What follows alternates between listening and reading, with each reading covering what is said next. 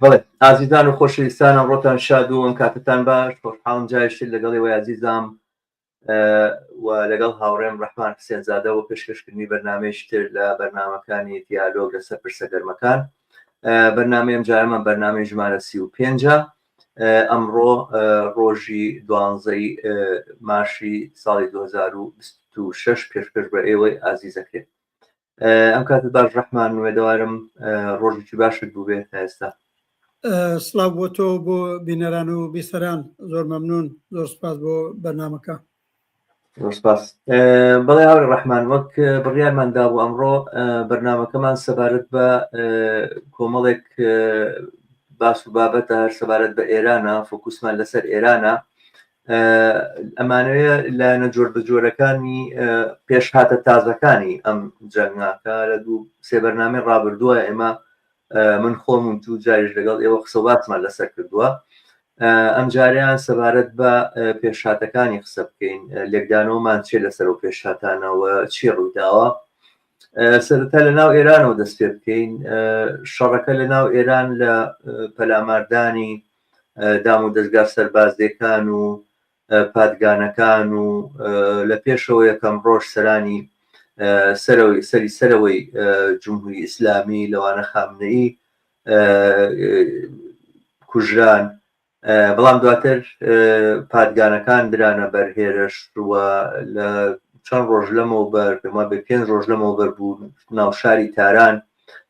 بە شێوەیەکی زۆر دڕندانە بۆمباران کرا. لەوێ تەنانەت شوێنی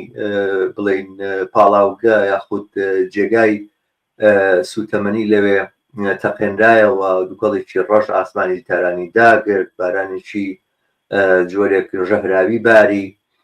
تەنانەت خەڵک داوایان لێکرا کە نێنە دەرەوە. وە سەرنجام دوای ئەوەش دووبارە ئەو پەلاماری یەکەم ڕۆژیش کە لەگەڵ خۆیان کوشتارێکی زۆر دڕندانەی مناڵانی قوتابخانەیەکی هێنا، بەڵام دواتر ئێستا زۆرتر وا بینرێت کە پەلامارەکان شوێنە مەدەنیەکان ئەگرێتەوە. لەنانە قسە لەسەرەوە کرێت کە خەستەخانە و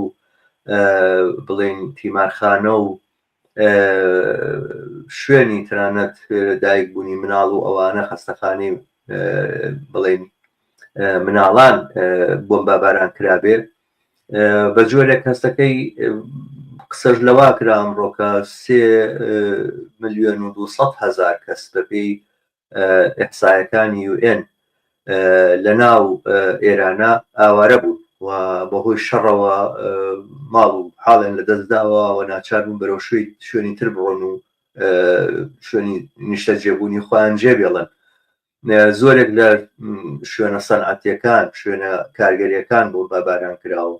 قوربانیکی زۆر کەوتوتەوە و خەریکە شەڕەکە بەعادێکی زۆر دڕندانەتر و واشیانەتر تەنانەت لەوەی کە چاوەڕوانی ژەکرا بەخۆی بگرێت. ئەمە لە لایەنی ناوەوەی ئێران. من ئەوەی کە بیستمە لە هاواڵەکان ئەمانە بوون پێم خۆش بزانم گەر شتێکەکەی لەو بابەتەوە کە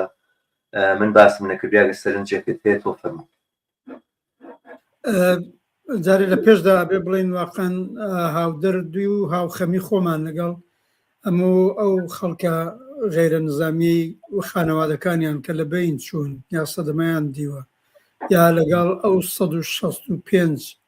منداڵەی مەدرسەی شاری میناب گەڵانەوە هەر لە ڕۆژی ئەوەڵای اتفاق کەوت. جارێکی دیکە لەگەڵ هەمووانەی سەدەمەیان دیوە لە شەڕە تا ئێستا ئەبێ دەربڕینەوە هاوخەمیمان، هاوبەستگیمان جگای داخی گەورەیە. تۆ زۆر لایەنت باس کرد لە لێکەوتەکانی تا ئێستای کە ئەمڕۆ ئیترەوە لەم لەحزەوە واردی 13مین ڕۆژی شەڕەکە بوون، نەتیجە ڕۆژێک زیاتر لە جەنگی 12 ڕۆژەکەی جاری پێشوو. هەروەک چاوەڕوانە کرا ئەم شەڕە بەو نسبەتەی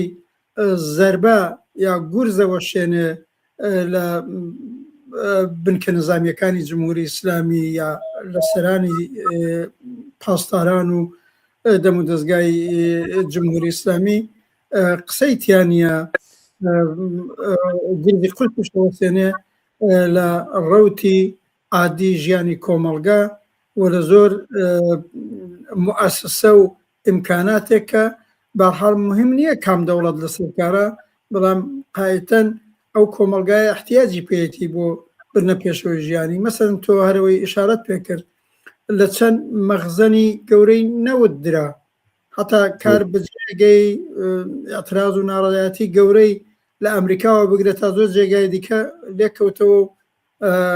گۆیە وابیسین خودی دەوڵەتی ئەمریکا و ترامپ بە ئیسرائیل کە ئەو کارەی کردووە پێی کوتووە ئەو نەوەکارە نابێ بکرێ ئەڵام من دوایی ئەڵێم اتفاقەن خۆشیان لەو نەوەکارە ئەکەنەوە دەنەچەوە عاقبەت مەخزەنی نەوت و پاڵایشگای نەوتی ئیتر شتێکە ئەو کۆمەلگایە احتیاجی پێ هەیە دەنەچە هەروەک چاوەڕوانەکرا درێژەی شەڕ درێژەی ماڵوێرانێکی زۆرە بۆ سەر کۆمەلگاکە یەک بەگشتی نائەمنیەکی گەورە باڵی کێشاوە بەسەر کۆمەلگایەکی 92 ملیۆنی هیچ کەس ئەحساسی ئەمنیەت ناکە من ڕاستەوخۆ پەیوەندیم بووە لەوەی کە کەس حتا لە دەیەکی چکۆلاڵەن عاقبەت ئەساسی نائەمنیەکەین هاکە بۆم بێکات و لە کەناری دێکەمان کە پایگایەکی چکۆلەی بەسیجی لێ دەن و دراوە پایگای بەسیجێک کە هەمە بەکەم 10 کەسی تێدا بووە لایانداوە بۆمبار کردووە هیچ شتێکی لێ نەبووە غێرەزەوەی 10 کەس ئەجیرکراو لەوێ نەبوون و ئەوانە ئەوە بۆ دەیەکی چکۆلە نیوەی شوشە و ئیمکاناتی ماڵەکانی لەبین بردووە بەخۆشیەوە تەلەفاتی ئینسانی نەبووە ئەنی منزورم وەیە بڵێم ئەو نائەمنیە بەگشتی هەیە لەلایەکی دیکەوە هەڕەشە و تونوتیژی خودی دەستگا سەرکردەکانی جمهوری ئیسلامی بۆ سەر خەڵکەیە کە بە خەڵگەڵێن ئەگەر ئێوە بێنە خیابان و بە هەر شکڵە ناڕزایەتی بێت ئێمە وەکو ئیسرائیلی ڕەفتارتان لەگەڵەکەین وەکو نۆکەری ئەمریکا ڕەفتارتان لەگەڵەکەین ئەوەش بارێکێتی کە هەمیشە وتومانە بەرعەکسی ئەو پروپاگەندە پوچەی جەریاناتی دەستەڕاستی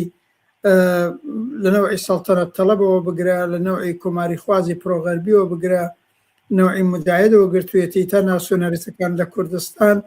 کە گوایە ئەمە ئەتوانێت کۆمەککە بە هەڵسانی جەماوەر ئەڵئان تا ئێستا بۆتە گورزێک لە دژی چکۆلەترین ناڕەزایەتی لەلایەکی دکەوە بێ ئیمکاناتی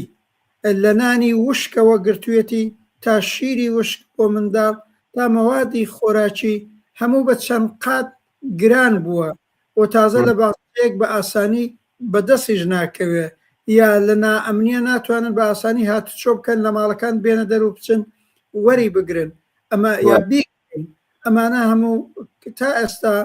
لەم 12 ڕۆژەی نامانە پشتەر کارەساتی گەورن بۆ کۆمەلگایە تۆ ئیشارەت پێکرد هەرەوە لە 1 ملیۆن زیاتر ئاوارە هەیە بەشی زۆری ئاوارەکان لە شاری تارانەوە بەرەو شوێنەکانی دیکە ڕۆیشتوون خودی شاران تارانی پایتەخت ئەمەلان خەریکە بە وێرانەیەک تەبدیلە بێ و لە نێو ئەوەدا متمەین بە غێرز دار و دەستە نظامیەکانی جمهوری ئیسلامی ئەنواعی گروپی جۆراجۆری نظامیش پەیدا بن بەرحاڵ بۆ باسەندن لە خەڵک و هەڕەشە و ئەوە هەرەڵان باسی ئەوە دەکرێت دوێنە شەو یا پێرە شەو لە خودی تاران و لە خیابانەکان دەرگیری نظامی بووە معلومیە سەر بە کام گرون خەڵکی کوێن چین بەحاڵ ئەمانە هەمووی ڕوویداوە ئەوە ئاسەوار و کارەساتەکەیەتی بۆ سەر ئەوێ زۆر جێگای بەڵێ مەدرسە مەدەنی ئیدارە بانک ئەتا لە مەوردەکە بانک لە بانک دراوە هەموو ئەمانە ڕەنگەیەکی بڵێ دە بانکی دەوڵەتە نەخی بەڵێ بانکی دەوڵەت ئاخبەت دەستی بەسەریان ڕاگا بەڵام ئاخبەت بانک شوێنەکە ماسەیەکە پوڵی ئەم خەڵکەشی لێدانراوە پەیوەندی ئەم خەڵکەی پێوە هەیە کەسێک ئەمانە لە بەرچاو نەگرێ معنایەوەیە هیچ زانستێکی لە بەرابەر ژیان و نییە یا مەسلحەت خوازانە هەموو جەهلێک قبوڵەکە یا باخی پێنادا ئەساسەن باخی پێنادەوە بەلایەوە مەسەلە نییە ئینسانی نادا ئەمجارە هەوە دانیشگاکان هەمووی تعتیلە بەشێک لە مەدرسەکان تعتیلی وابزان بە زۆربەی مەدارسیش مەدرسەکان تعتیلە ئەو کرێکارانە ئێچنە سەر کارەکان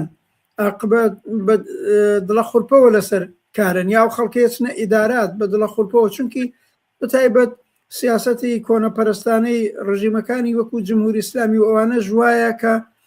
زۆرێک لە پایگا و موسسەی نظامی وانیان لە نێو شارەکان لە پەرای ژیانی خەڵک لەوانە دامەزراندووە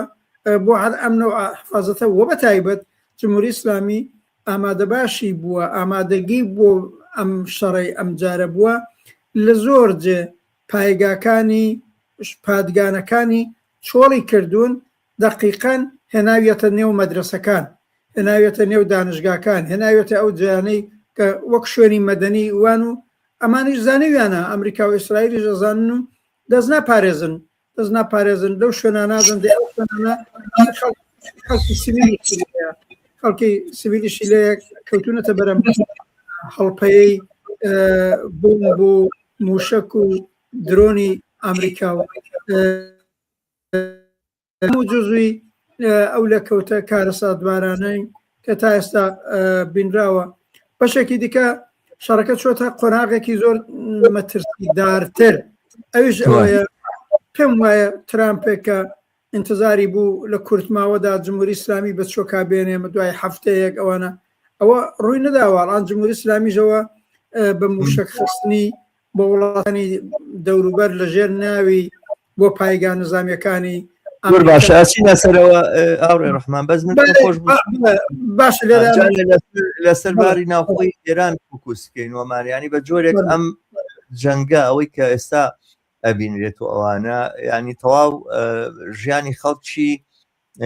ئاڵوگۆڕێکی زۆر خێرای بە ژیانی خەڵکداوەنی جۆرێک پایەکانی ژیانی کۆمەڵایەتی ژیانی ئاسایی خەڵکی تێکداوە و ئەو راپۆرتانی کە دێ قسە لەسەر برسێتێکی فراوانە کرێتەنانە قسە لەسەر گرانبوونێکی زۆر بێ سنووری خواردەمەنیە کرێ قسە لەسەر ئەوە کرێکە لە زۆر جێگای تر خەریکە قات و قڕی دەست پێەکە بەمانایە کە تەواوی ئەو کۆمەلگایە خەریکە ئەو بڵین تەونە کۆمەڵایەتی ئەو ژیانە ئاسایە کۆمەڵایەتیە لە بینەچێ کە ئەمە بڵین بار و ئەنجامی سیاسی زۆر زۆر خەتەرناکیشی لەکەوێتەوە دروستبوونی باندی تاوانکاری ئەو جۆرە پێکدانانەی کە دو ئاماژەت پێ کرد کە کەس نازانێت چێ و چییە بە جۆرێک لێک هەڵوەشانی تەواوی دام و دەستگامەدێنەکانی لەکەوێتەوە کە سەرنجام لە دۆخێکی لەم بابەتەیە لە ڕاستیا کۆمەلگا لە لێواری سیناریۆی تاریک ڕائەگیرێ یعنی ئەگەر بە مانایەکیش شەڕی قەومی و شەڕی بڵین ئەوانە نەکەوێتەوە بەڵام مەر ئێستا زەمینە لەبارە بۆ ئەوەی کە کۆمەلگات بە جۆرێک دابتە پێ ئەم خاصێتی ئەم شەڕانە وایە من لە تەجروبەی شەڕی عێراقا مەسەلەن ئەتوانین ئینسان ئەزمون وەربگرێت وەختێک هاتن ڕژێمی باسییان ڕوخان ئەساسەن معلوم بوو کە لەبەرەوەی ئەم ڕژێمە و ڕژێم وە دەوڵەت وە دام و دەستگاکانی هەموو لێک هەڵپێکراون و ئەوانە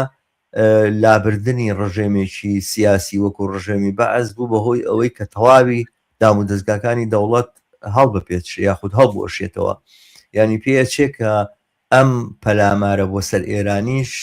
بەم ئاراستەیە هەنگاو بنێ بەم ئاراستەیە بچێتە پێشەوەکە بۆ خۆی بار و ئەنجامی زۆر خەتەرناکی لێکەوێتەوە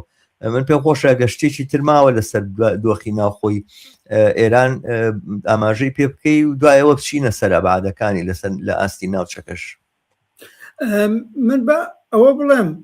حتا ئەوەی ئەڵان لە ئێران ڕووەدا خەتەرناکترە لەوەی لە عێراقی دوای ڕووخاندنی سەدام ڕۆدوا ئەوە مەسەلەن ئەگەر لێوێنە ئەرتەشی بەعس بە تەواوەتی تێکچوو دەم و دەستگای ئیدارەکەی ئەو تێکچوو تەبعەن دیارە لاینە هەڵا بەشێک کۆمەلگاش تێکچوو تۆ خولێکیان جیا ناکەیەوە ئەوانە بەڵام ئێستا لە پێشە چونکی تا ئێستا دەم و دەستگای نظامیەکەی جمهوری ئیسلامی جارەوە هەر هەیە و شەڕەکە پاسدارانی ئەسیجی ئەرتەشی بەڵحاڵ سیستمی ئیدارەکەی زەربەی خواردووە و فەلەج بووە بەڵام هەر ئیشەکە هاوکات لەگەڵ ئەوەی ئێمە پێڵین شیرازەی کۆمەلگاکە خەریکە تێکچووە توڵان دانشگاکان نین مەدرسەکان نین ئیدارەجات بە شێوەی عادی خۆی کار بانکەوە کار ناکە ئەو خەڵکە احتیاجی بە پوڵ و پارەکەیەتی نازانێ چۆن دەستی پێڕابگا بەش نانەواخانە لە کار کەوتو کە تازە تەرەف بچێ سەنگێکیەکەی و نانەکەی وەربگرێ زگی ناڵی پێتێر بکات لە زۆر جێ دوکان و ئیمکاناتەکەنین دەرنەچە ئەگەر واقعان لە کورتماوەیەکدا فەرزکەین سوپای پاسدارانیان تەفت و ناکردای من و تۆ کەسی کەس خەمی پێ ناخوارد بەڵام زانین وا نابێ ئەخر هەموو کەس زانێ بەم شکڵە نیە دەرنەچە مەلگاکە زیاتر تێکچووە و مەترسیەکەوەیە خەریکە درێژە بشێشێ خەریکە درێژە چونکی جمهوری ئیسلامیش خۆی ئامادە کردو بۆ شەڕە ئیمکاناتێکی زۆری هەموو ئەم ساڵانەی کە دژە ئەمریکای قسەی کردووە و دژە ئیسرائیلی کردوێتی هەچی پوڵ و پارە و سەرۆت و سامانی وڵاتەیە خەرجی هێزی پاسدار و ئەرتەش و بەسیج و ئەوە کراوە کە لە ڕۆژی وایە بەکاریان بێنێ ئەمە بۆ خۆی مەترسیەکی گەورەیە دامەنزورمیاڵی چ شتێک ئەلان مەترسی درێژە کێشانی و دەقەن مەترسی ژیان لە کۆمەلگاکە چونکی بەشێکی زۆریش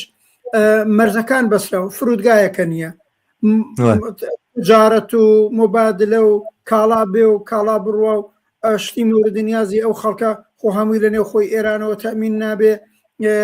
ئەلان هەر ئەمڕۆ جۆم لەبوو باسی دەوا و دەرمان تووشی مشکل بووە نەخۆشخانەکان تووشی مشکل بووە کەەوە لە ئەبعادی هەزاران نەفرە بریندار و لێ قەوماو هەیە کە ڕوەکاتە خەستەخانەکان لە ئێن حاڵە نەخۆشی ڕۆحی و دەرونی هەیە ڕوەکاتە ئەوێنە خودی ئەوانە کراون بە ئامانج نەتەنیا ئەوە هەتا وەڵام من و تۆ باش دەزانین تەسیری لە هەر بەستنی مەرزەکان یا هاتوچۆنەکە جاران لەسەر خودی عێراق و کوردستانی عێراق و من هەر ئەمڕۆ لەگەڵ دۆستێک قسەمەکەرێت 60% لە کار لەسەر کار و کاسبی شارێکی وەکو هەولێر شارەکانی وەکو هەولێر و سلێمانیە تەسمیدانەوە کار لەوێنە تعتیل بووە لە هەولێر و سلێمانیدا تعتیل بێ دێت لە نێو خۆی ئێرانە معلومە ئەوڕەوت ئەمانە هەموو خەتەراتێکی گەورن و بەنەزەرم خەتەری ئەوەی قاتوقڕی خەتەری بێ ئیمکاناتی خەتەری تەلەفبوونی زیاتری ئینسانەکان مەسەلا من نمونە ئەوەیە چونکی بە تایبەت لە شوێنە مەرزیەکان و لە مەرزەکانی کوردستانیش بە خەستی کەوتونەتە ژێر بۆمباران گی باسی و کە لەم مەرزانەوە ڕەنگە هێزی پێشمەرگە و هێزی چەکدار بڕواتەوەوانە زۆر بە حساسیەتەوە جمهوری ئیسلامی هەتا هەڕەشەی لە خەڵکەکە کردووە لە خەڵکەکانی وەکو سەردەشت و مەریوان و ئەوانە کە بەرەو مەرزەکە هات چۆ بکەن ئەکەونە ژێر وتراوە ڕاستە خۆ وتراوە دەستوری تیر دراوە ینی دەستوریەوەی پتان کوژن وەکراوە ئاطرافی مەریوان کەس هەستاوە چۆتە تەپکێکی پشت دەکەی خۆیان لە نزیکی مەرزەکە لایەن داوە بەخۆشیەوە ژیانی لەدەست نەداوە بەڵام برینداری کردووە دەنسە منزورمەیە بڵێ ئەمە ئەو ڕەوتە نالەبارەیە کە هەتی درێژە بچێشێ زۆر خراپترە بەڵام سواری لەوە خراپتری کەەوە خۆت باست کرد لە ناوچەکەشدا لە منتەقە لە کولی منتەقەی خاوەرمیانە بەرەو ئاورێکی گەورە چووە کەەوە خەتەراتی گەورەتری بۆ ئایندەی خودی خاوەرمیانە و ئێران و کولی جهانی شەیە ڕاستێک بێگومانەوە کە ئێستا ئەو شتێکە بینرێت ینی کاردانەی جمهوری ئیسلامی ئێستا هەندێک جار پێچێ کردەوەیکی خۆکوژیانە بێ ینی بە جۆرێک ئەم کاردانەوەیە ئەم پەلاماردانەی ناوچەکە دەوڵەتەکانی خەلیج وەکو دەوڵەت و کودام و دەستگای سیاسی و حکومڕانی ئەوانە جێگای هیچ پشتیوانیەک نین ئەوان لە مێژەوە هەر لەم سەریانەوە تا ئەو سەریانەوە لە سعودی عەرەبیەوە تاکو عومان هەموو کۆمەڵێک ئیماراتی کۆنەپەرست و دواکەوتوو نۆکەری ئەمریکا و ئەڵقەلەگوێی ئەو دەوڵەتە سەرمایەداریە گەورانە بوون و لە ڕاستیە دام و دەستگای سیاسیشیان هەتا بۆ ناوخۆی کۆمەلگاکانی خۆشیان بۆ پەیوەندی لە ناو کۆمەلگاکانیان جێگای هیچ پشتیوانیەک نییە بەڵام ئەوە هەیە کە خەڵک لەوێ بەشی زۆری ئەوانی لەوێ کارەکەن وە ژیانە نەکەوێتە خەتەرەوە وەکو جێگایشی وەکو ئیمارات و وەکو قەتەر و کوێت و ئەمانە خەڵکانی زۆرتر کۆچکردوون ینی کارگەرانێکن لەوێ بۆ ژیانکردن هاتوون بەڕاستی کاردانەوەی جمهوری ئیسلامی بە بۆمبابارانکردنی ئەم کۆمەڵگانەوە ئەم ناوچانە دڕندەیەکی زۆر بەرچاو و دیار و زۆریش لە کردەوەیەکی خۆکوژیاناچێ دوێنێ هەواڵە باو بووە کە لە مینای ئۆم قەسەر کە لە شەتل عەرەبە شەتل عەرەبیش لە بینی ئێران و عێراقە دوو کەشتی نەوت هەڵگر لەلایەن دەستگای جمهوری ئیسلامیەوە بۆ یاخود بڵێن باندەکانی سەر بە جمهوری ئیسلامیەوە بوون بە بەلەمی خۆکوژی پەلامار دراون تەقێنراونەتەوە کە ڕووداوێک و پێشاتێکی زۆر خەتەرناکە لە بەشەکانی تری عێراقا بە تایبەتی لە هەرێمی کوردستان من ئەم ئێوارەیە جۆم لێ بوو تا وا ئەزانم بەس ئەمڕۆ نزیکەی 22 دانە پەلامار تەنها بۆ سەر هەولێر کراوە کە هەمووی درۆنە و درۆنی خۆکوژیە و تێکدانی ژیان و ئەمنیەتی خەڵکە بە جۆرێک جمهوری ئیسلامی ئێران پێچێ وەکو ئینەکەی شەمشون هەیە ئەڵێ پەرزگاکە بەسەر خۆم و هەمووانی کە تیانە ڕوخێنم پێچێ لە تاوی ئەوەی کە بە چارەنووسێ گەیشتەوە خەریکە بە جۆرێک لەنگەری کارەکانی لە دەست دەرەچی یاخود لەنگەر لە دەزەیە ئەوێت تەواوی خۆرهەڵاتی ناوەڕاست بکە بە ئاگر و لەم ڕێگەیەوە لە ڕاستیە مەسەلەکەی ئەوەیە ئەگەر ئامانجێکی هەبێت جگە لە تۆڵە سەندنەوە بە جۆرێک تێکدانی ئەمنیەتی ناوچەیەکە کە ناوچەیەشی نەوتیە لە جیهاناوە ئەمە کاریگەری خراپی هەبێ یاخود کاریگەری سلبی هەبێ لەسەر بازاڕی نەوتی دنیا بۆ بە جۆرێک بازی ئەم تێکچوونەی ئابووری لەسەر ئاسی دنیاە بە ئەمریکا و وڵاتانی غەرب و ئەوروپاوانە باوە لێرەوە گوشارێک و فشارێک دروستکە بەرحاڵ ئەگەر ئامانجێک هەبێ ئەمەیە بەڵام ئەوەی کە ئەکرێ لەوە ئەچێ زۆرتر لەو ئامانجەش مەبەست بێ ینی شوێنی وا دراوەتە بەر بۆمبوو سار و خۆوانە کە ڕەتێکی بەنەوتەوە نییە بۆ نمونە جێگایکی وەکو عومان کە وڵاتێک بوو نزیکی 15 ساڵە خەریکی وەساتەت و بڵێن نێوبژیکردنی نێوان ئەمریکا و ئێرانە بەشی زۆری گفتوگۆکان لەوێ کراوە هەمیشە و دایم هەوڵیان داوە کە ئەم بەینە تێک نەچێوە ئەم شەڕە نەقەومێ تا چەند سەعاتیش بەر لەوەی ئەو پەلامارە بدرێ وەزیر خارجەکەی چوو بۆ ئەمریکاوە داوای کردم شەڕە نەکرد لەگەڵ ئەوەیە عومانیش لەم پەلامارە پارێزراو نەبوو بە تایبەت دەگەر سەیریەوەش بکەینە بێ هەولێر و بۆ نمونە سلێمانی کە ئەساسەن لە سلێمانیە هیچ دەستگایشی مخابرات بە مخابراتی یەکێتیشەوە بەقەت ئیطلاعات بەهێز نییە ئەبێ سلێمانی بۆچی بۆمباباران بکرێ بێسمە سلێمانی بۆچی فەرمانگەی هێزی پێشمەرگەی لی بدرێ لە حاڵێکە ئەگەر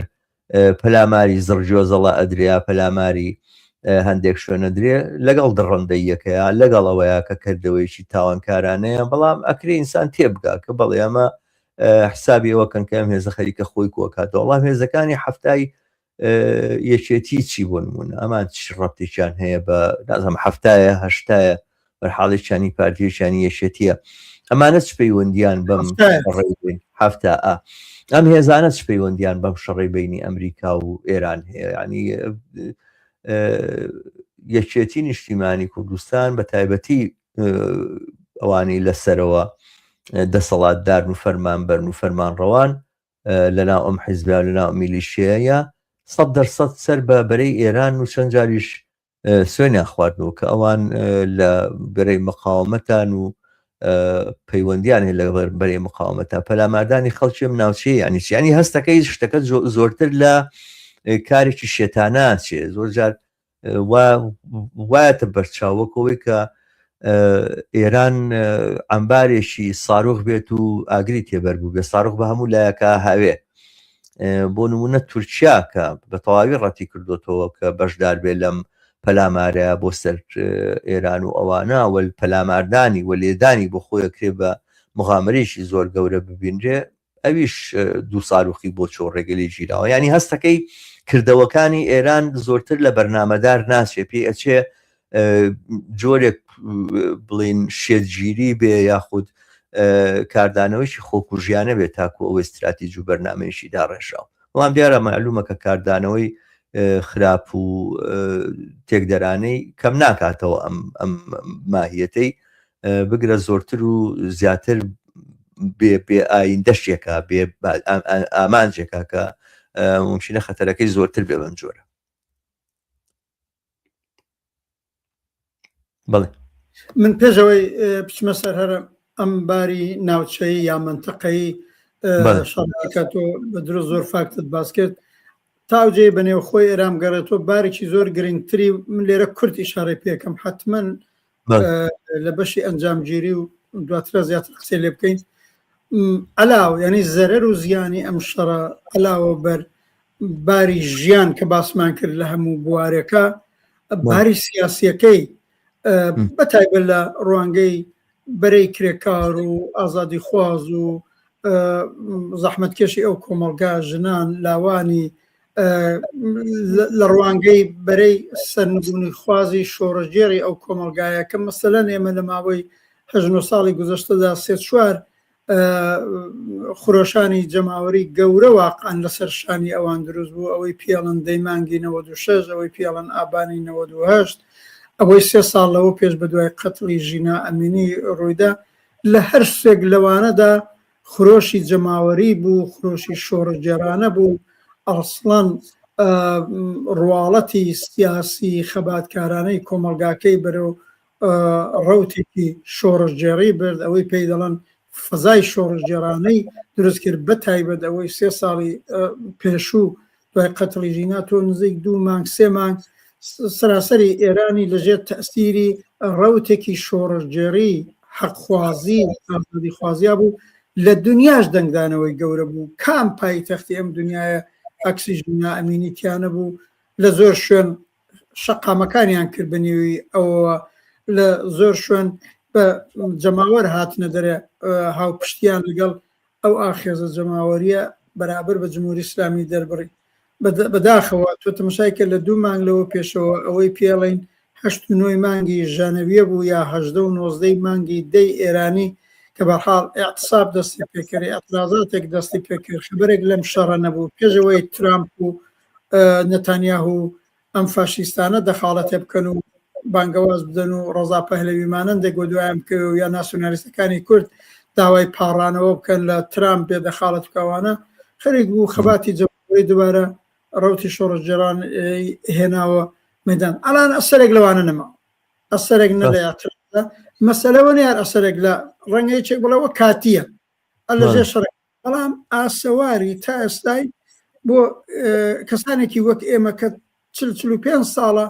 دەستمان لەنێ ئەو خەبات و مبارزەدایە ئەبینین چ پاشەکشەیەکی گەورە بە خەباتی کرێکاری بە خەباتی جەماوەری بە خەباتی حەقخوازانە وارد بووە حتا ئەگەر سمەی شەڕەکە ڕابگرن بەڕاستی ماوەیەکی زۆریەوێتە ئەو خەباتە شۆڕژێرانە دووبارە پشت ڕاستکاتەوە لە شەڕی 12 ڕۆژەش و مەوداکەی کەمتر بوو بەرحاڵ ئاسەواریشی کەمتر بوو ئەم ئەبعادی منتەقەیەشی نەبوو بەڵام 2 مانگی پێویستا دووبارە کرێکار هاتەوە نەوەی ئەعتساب و معلم هاتەوە سەر خیابان و ئەنی منزورمەیە بڵێم لە ڕوانگەی بەرەی شۆڕژێری کۆمەلگا کە خۆی بەدەستی خۆی جمهوری ئیسلامی بخنچێنێ و بینێتە قەبر و ئایندەی خۆی دیاری بکە لەو بابەتەشەوە پاشەکشەیەکی گەورە لە ڕەوتی سیاسی خەباتکارانی جەماوە لە ئێران هەردراوە لەوە زیاتری لەسەر ناڕۆم ئەوەش بە خۆی گورزێکی گەورەیە وەشێنراوە بەڵام سەرباری منتەقەیەکەی کە تۆ دەست بکرد ئەوەی ئەڵێ کاری جمهوری ئیسلامی شێتانەیە من وای تەوسیف ناکەم مەسەلا جمهوری ئیسلامی ئەزانێ ئەمریکا ئیسرائیل هاتوون بە تایبەت ئیسرائیل شەڕی ئاخریان پێفرۆشتووە عاقبەت ئەم شەڕە لە نەزەر منەوە ئەمریکا ئیسرائیل جمهوری ئیسلامی تیان مقەسرە من جمهوری ئیسلامی شەریک جرمە لەم ماجرادا. ئێمە بە تایبەت هێزێکی سەرنگونی خوازین ئەزانین هەر لە ساڵانی پێشەوە بەم ئەوەی پێڵین دژە ئەمریکایی گەری و دژە ئیسرائیلی گەری و ئەوەی کردبوو بە ئەبزارێ بۆ سەرکوتی خەبات و مبارزە لەنێو کۆمەلگایەدا عاقبەت دیارە ئەم لەژێر ڕابەری ئەمسالی خامنەی وانە ئەم کۆمەلگایە بەرەو هەڵدێرێکی گەورە بن لە ڕقابەت لەگەڵ ئەو دەوڵەتە کۆنەپەرستانە وەکو ئەمریکا وەکو ئیسرائیل و ئەوانەی منتەقەیی قانێتێکی نییە جمهوری ئیسلامی. بەڵام ئێستا ئەم شەڕەی ئەمریکا ئیسرائیل ئەم جارە دەستیان پێکردو دروست لە وەختێکە کە مزاکرەیان بوو خۆیان قسەیان لەوا کرد مزاکرەکان لەوانەیە نەتیجەی ببێ. بەڵام چونکی لە نظر منەوە احتیاجیان بە شەڕەکە بوو ئەمریکا و ئیسرائیل و بەتایبەت ئستراتێژی و سیاسەتی ئیسرائیل زیاتر زاڵە بەسەر ئەم شەڕایە لەم نەپرسی دروستە ئەمریکا هێزی ئەسلیە ئەمریکا ئەم جارە دەستی پێکردەوە بەڵام بەرحەب بەیەکەوە دەستیان پێکردەوە ئەوانە دەنەچە جمهوری ئیسلامی زانێ شەڕی ئاخریان پێفرۆشتووە ئەویش هەرچیەکی هەیە ئێوێ بەکاری برێ بە دوو مەبەست یانەوەی ئەوەی خۆیانەڵە ئەمە ئیدعای خۆیانە ئەوەی ئەمریکا ئیسرائیل پەشیمان بکەنەوە لەم شەڕە کە نازانم چەندە بۆیانە کرێ باوەڕ ناکەم بۆیان بکرێ ئەلان دەلیلەکەی ئەڵێن یانەوەیە عاقبەت لەو سیستمە جیهانبینی و ئیدۆلۆژی گەری و ئەوەی وانەڕان ئەگەر چونکی ئەوان پیان ترامپ ئەڵێ یا تەسلیم بن تا شەڕ نەبێ ئەوانش عاقبەت لەو سیستمی خۆیانە تەسلیم بوونیان تا ئێستا قبول نەکردووە دەبێت پیان وایە شەڕی ئاخریان پێفرۆشە بێ هەموو زەرفێتەکانی خۆیان بەکار بەرن بۆیە دقیقەن ئەم موشک خستن و ئەم کارانەی کردوانە علاوە بەر ئیسرائیل ئەوە لوبنان دووبارە بەرەو وێرانی ڕوات ئەوە لە عێراقا بەڵحاق ئەمانە خەریکە شەڕی نەخۆی شکڵە گرێەوە لە حەشتی شعبیە کوزرێ حەشتی شعبی حملاکە بۆ هەولێر و سولەیمانیە بەرحاڵ ئەوە لە ئەمبار حتا کوژران و پێکادان هەیە ئەوە لێرە هەر شوێنی منابعی اقتصادی و بەرهەمهێنان واناکەوێتە بەرپە ئەڵان ئەم شەڕە لوبنانی گرتوێتەوە عێراقی گرتوێتەوە هەموو وڵاتانەی کەنداویشی گرتوێتەوە حتا خەریکە عەرەبستانی شەگرێتەوە ئەوانە پێدەچێت لەوانەیە ئەم جارە حوسیەکانی یەمەنیش دووبارە وارد بن و تا ئێستا وارد نەبوونەتەوە ئەبعادێکی دیکە بەخۆیە گرێ خودی جمهوری ئیسلامی وا دیارە بە پشتبەستوو بە حوسیەکان نەتەنیا ئیدعای داخستنی تەنگەی هورموزەکە بەڵکو باسی بابلمەندەبیژەکە کە ئەوێنەش ئەبەستن بۆی ئاسەواری بێرە سەر اقتصادی جیهانی و مەسەلەی نەوت و ئەوانە چەندە بۆیان نەکرێ یان ناکرێ بەرحاڵ عاقبەت ئاڵۆزیەکی زیاتر دروست ئەکا دەنەچە جمهوری ئیسلامیش ئاوایە خەریکە شەڕی مانوونەمانی خۆیەکە و بەو معنایە ئاڵۆزی زیاتر لێکەوتەی خراپتر و بەنظرم بەرەو شوێنی زۆر مەترسیدارتر ئەچێ من بۆیاڵم جمهوری ئیسلامی ڕەنگە نەتوانێت ئەمریکا و ئیسرائیل پەشیمان کاتەوە ئەمریکا و ئیسرائیل واردەی شەڕێک بوون ناچارن سەرکەوتن بەدەست بێنن سەرکەوتن بەدەست نێنن هەتاگە 50-50ش بە سازش بگەن تازە جمهوری ئیسلامیان وا لێ هارە بێ ئیتر بۆ ئایندە هەر بۆیان کۆنتترۆل ناکرێت عاقبەت زۆر کەسەڵەن ترامپ تقریبن بێنەقشە واردیە و جەنگە بووە ڕەنگە بۆ ئەو وابێ ئیسرائیل بێنەقشە وارد نەبووە دەوڵەتی نەتەنیاهو لە ساڵانی پێشوە بەرنامەیان ئەوەیە کولن جمهوری ئیسلامی بگۆڕێ و نەمێنێ بە تایبەت ئەو تەرحی خاوەرمیانەی تازەی مەوردی نەزەری نەتەنیاهۆی فاشیست عاقبەت بێ محوەری مقاومەتی ئیسلامیە سەری محوەری مقاومەتی ئیسلامیش جمهوری ئیسلامیە پێم وایە بێم سیستمە نەمێنێ حتا ئیسرائیل هیچ خەمی ئەوە ناخوا ئێران لەت کرێ بەرحاڵ هەرجومەرزی تیابێ وەک ئەمڕۆی سووریەی لێبێ وەک ئەمڕۆی عێراقی لێبێ وەک ئەمڕۆی لیبی لێبێ تا 30 ساڵی تر هەر سەرخاڵی کێشەی نێوخۆیی بێ و هیچ خەتەرێکی بۆ سەر ئیسرائیل نەبێ تا دەرنەتیجە ئەو بەنەقشەوە هاتووە ترامپ کورد ماوەتر پێی وایە ئەڵان ترامپ بخۆیت ئەوواڵە من پێم سێرەمانە بۆ تەسلیم نابن عاقبەت حاصلاتەکەی جۆرێکی دیکە بووە یا خراپیان حاڵی کردووە هەرچیەک عاقبەت لێرە وڵاتێکی گەورەیە و عاقبەت 1 ملیۆن نیروی ئیدۆلۆژیکی مسلحی بەیەکەوە ناوە جمهوری ئیسلامی و بەرحاڵ لەسەر ئیسلام و شیعەگەری و لە حاڵە منفعەتیشیان هەیە هەموو دەست بەرژەوەندە نظامی و ئیداریەکانی ئێستای جمهوری ئیسلامی بۆ خۆیان بەشێکن لە حکوومەت، بەشێکن لە دەوڵات، بەشێکن لە سەروەت و سامانێکە بەدەست جمهوری ئیسلامیەوە، یعنی دفاع خەریکەن، هەر کامیان دفاع لە گیرفانی خۆیانەکەن، لە قازانج و بەرژەوەندی خۆیانەکەن. بەڵامزانی هاوڕە ڕەحمان لێرەیە ئەم دۆخە کە قەوماوە کە دروست بووە، من بۆیە ئەم کردەوانی جمهوری ئیسلامی بە جۆرێک کاردانەوەی بێبەرنامە دانێم، ینی ئەکرا کاردانەوەکان ببێەوە، شەڕەکان ببێ، پەلامارەکان ببێ، بەڵام جیاوازیەک لە نێوان دەوڵەتەکانەدا بردێ. بۆ نمونە مەسەلەن پەلاماردانی تورکیا بە تایبەتی شتێکی زۆر سەرسوڕهێنەر بوو بەڕاستی، چونکەوە دووجار ستاروخیان بۆ ئاراستە کردووەوانە و بەپێی آخر هەڕەشە بێت تووشە بڕیاریەوە گە جارێکی تر ساروخمان بۆ بێ ئەمە کاردانەوەی زۆر جدی ئەنوێنین. بەشێک لە شەڕەکانی بۆ نمونە ئاراستەکردنی کۆمەڵێک بڵێن پەهباد یاخود درۆن دەردی خوانەڵێن پەهباد بە فارسی بۆ قۆبرس کارێک بکە کە نمونە بەریتانیاش بەهۆی ئەم پەلامارەوە بێتە ناو شەڕەکەەوە، یاخود ئەو پەلامارەی کە ئەمڕۆ لە شاری هەولێر لە هێزە ئیتالیەکان وەشێنراوە. ئەمە مەسەلەن ئیتالیای تووڕە کردووە کە ممکنە هاانبات ئەوروپاش بێتە ناو ئەم شەڕەوە. فراوانکردنەوەی ئەم شەڕە بەم ئەبعادە فراوانە، بەم ئاراستە فراوانە، وا نازانم کە ئەمە زۆرتر نەخشەیەکی دیاری کراوە بێ بۆ سەرکەوتن، زۆرتر پەلەقاژەیەکی بێ ئامانج و کاردانەوەیەکی تووڕە و زۆرتر بۆ ترساندنی هێزەکانی ناو ئێرانە تا ئەوەی کە بەدەستێنانی دەستکەوتێک بێ لە ئاستی ناوچەکەیە.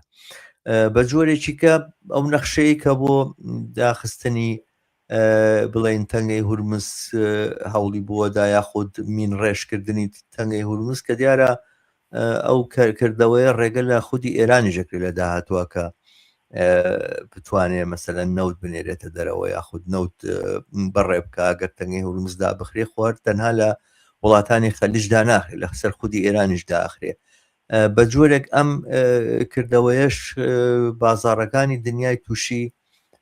کێشەیەکی زۆر گەورە کردووە. دووجار لەم هەفتەیە نەوت چووە سەر $100 و دوایی دووبارە هاتە خوارەوە. ئەمە ئابووری هەموو ئەوروپا و هەموو دنیا دەرگیری دۆخێکی زۆر نالەبارەکەوە. مەسەلەکە زۆرتر لەوەی کەوا باجەکەی ئەمریکا بیدا خەریکە ئەوروپا ئەم باجەدا، خەریکە باسی رووسیا لە بەرامبەر ئەوروپا بەهێزەکە. کەمتر ئەمە ئەتوانێت زەرەرێکی ڕاستە و خۆ بێ بۆ ترامپ و دەم و دەستگای ئەمریکا احتیاتیەکیان هەیە، وازانم وامەزە ناکرێت 400 میلیۆن بەرمی لە شتێکی لەم بابەتانەیە کە ئێستا خەریکن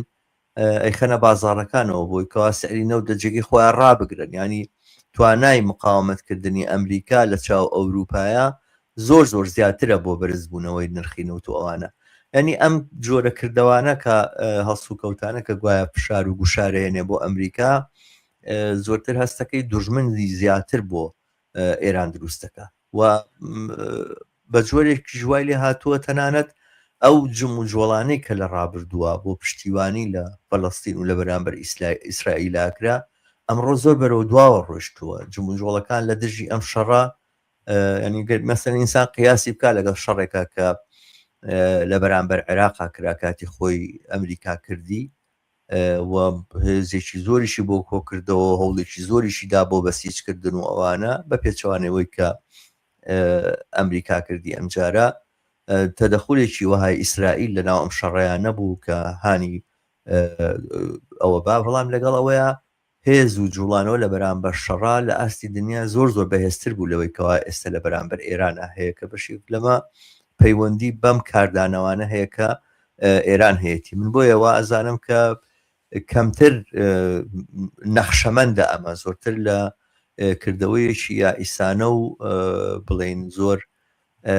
بێهین ئەچێت کە من دواتر دێمە سەرەوەی کە ئەگەر بیانوێ بە نەخشەم کارانە بەرنە پێشەوە، ینی تەوقعەکە چییە یاخود چاوەڕوانەکە چییە لەم خەڵکانێک کە تۆ ناوتنان بە بڵێن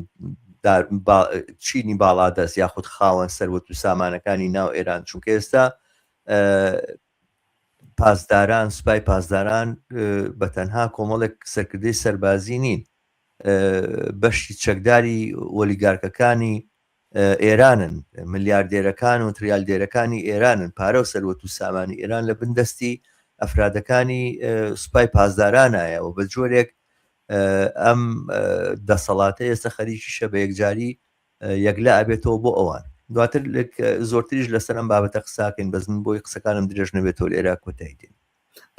من ئەوە بڵێم غێرەزە و فاکتۆرەی کەوتم